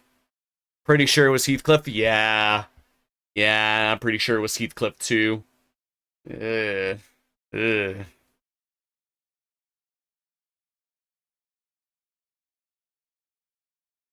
I saw nothing for it but to hold my tongue and suffer matters to take their course, and Kenneth being arrived, I went with a badly composed countenance to announce him. Catherine lay in a troubled sleep. Her husband had succeeded in soothing the excess frenzy. He now hung over her pillow, watching every shade and every change of her painfully expressive features. The doctor, on examining the case for himself, spoke hopefully to him of having its favorable termination, if we could only preserve around her perfect and constant tranquility. To me, he signified the threatening danger was not so much death as permanent alienation of intellect. I did not close my eyes that night, nor did Mr. Linton. Indeed, we never went to bed, and the servants were all up long before the usual hour, moving through the house with stealthy tread and exchanging whispers as they encountered each other in their vocations. Everyone was active but Miss Isabella, and they began to remark how sound she slept. Her brother, too, asked if she had risen, and seemed impatient for her presence, and hurt that she showed little anxiety for her sister-in-law. I trembled lest should he send me to call her, but I was spared the pain of being the first proclamant of her flight.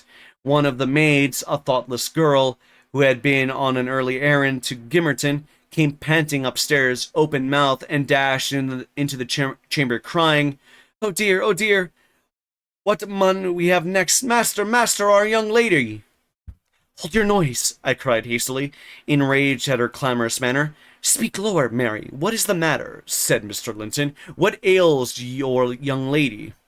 She's gone! Yon Heathcliff's run off with her," gasped the girl. "That is not true!" exclaimed Linton, rising in agitation.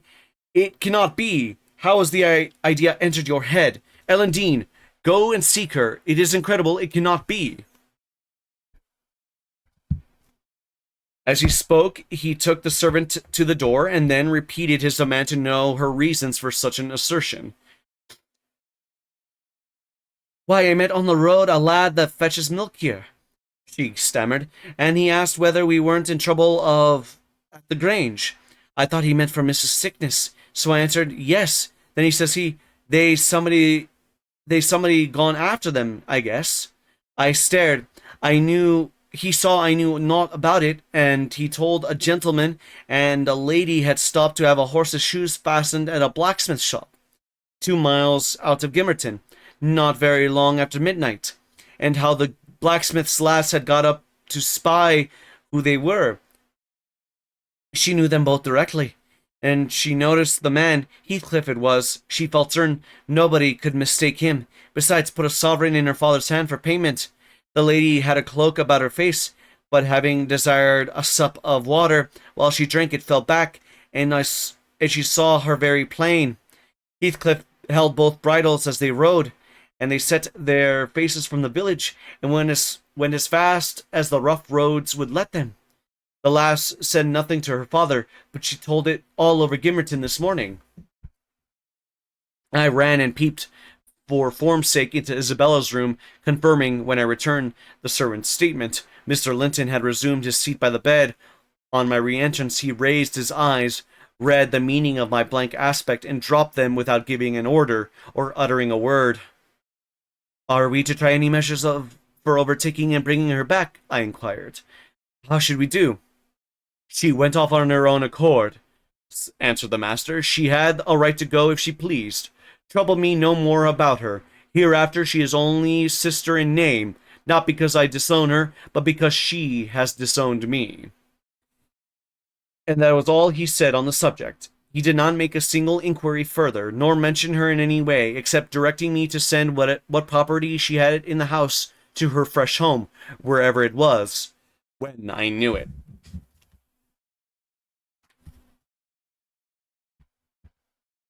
Well, that is certainly something. Okay. I think I'm going to call it here at chapter 13. So we'll start on chapter 13 next time. Because yeah, after that one, that chapter felt really long to me. I don't know. But I read about 40 pages tonight, which is not bad. So we're gonna go ahead. We're gonna continue this on Thursday. I will have a new stream schedule up later tonight in the archives, and as well as like my socials and all that. But yeah, I'm gonna go ahead and call it here. Like my voice is starting to I'm starting to feel it in my throat. These chapters were really long, and I feel like they're only going to continue to be long. So yeah, I will say it's certainly something that Heathcliff ran away with Isabella. Yeah. God, all these people are terrible, man. Yeah. They are certainly something to witness in my first reading of Wuthering Heights. It is certainly something. And I love how nosy Lockwood is being about this. It's like he just can't avoid the gossip. He said that he's a misanthrope and that he's and that he doesn't want to deal with people, and here he is prying into the business of his what is tantamount to his landlord. Thanks, Excurus, and oh yeah, awful people being awful to each other. Yeah, and no, and thank you, author, for Arthur. See, this is how I know like my voice is starting. I'm starting to lose it because my words are starting to run together. Arthur, thank you so much for the raid as well. I greatly appreciate it. But yeah, not Flint Lockwood. No, nah, he's not that cool.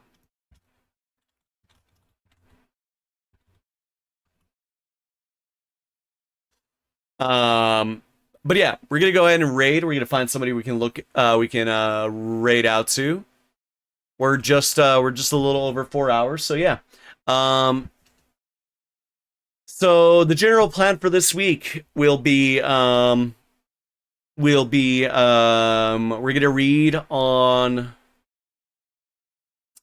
gonna read on Thursday and Sunday as per usual, I think. And then we're gonna try to do Dead Space again this week if I can get the game to work this time.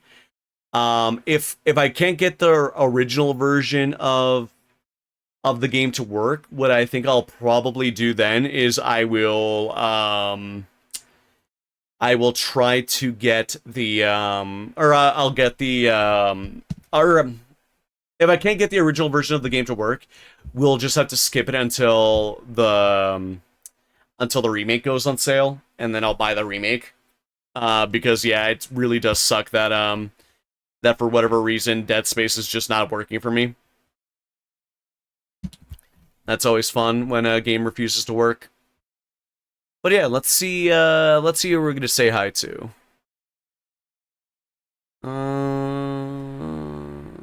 Let's see.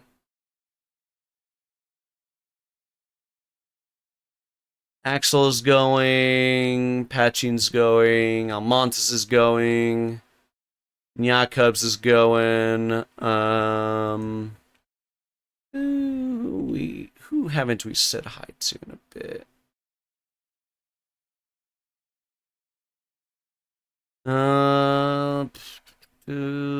AP's going.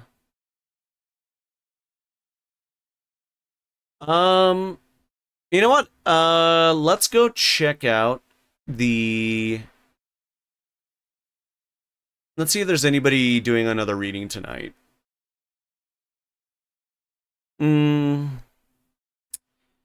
It looks like there are some people reading. Any of them VTubers?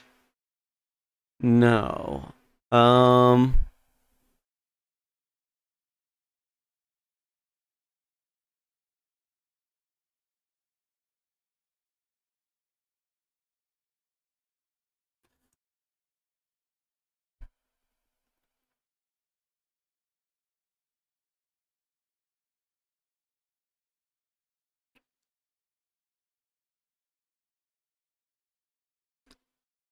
Okay, so there's somebody here. Somebody is doing well,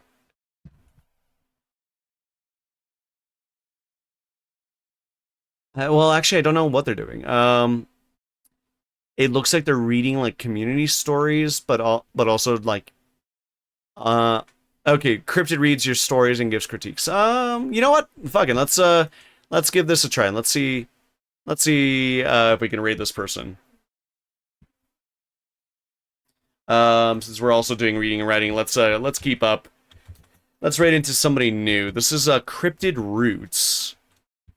I'm kind of curious about.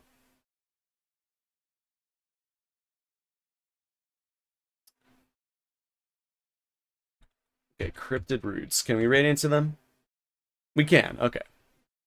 I am curious to see what they're doing. Like how they're giving critiques and all that stuff, and what kind of stories are being submitted. So, fuck it, let's give it a shot. As always, guys, it's Spicy Snack Time is our raised message.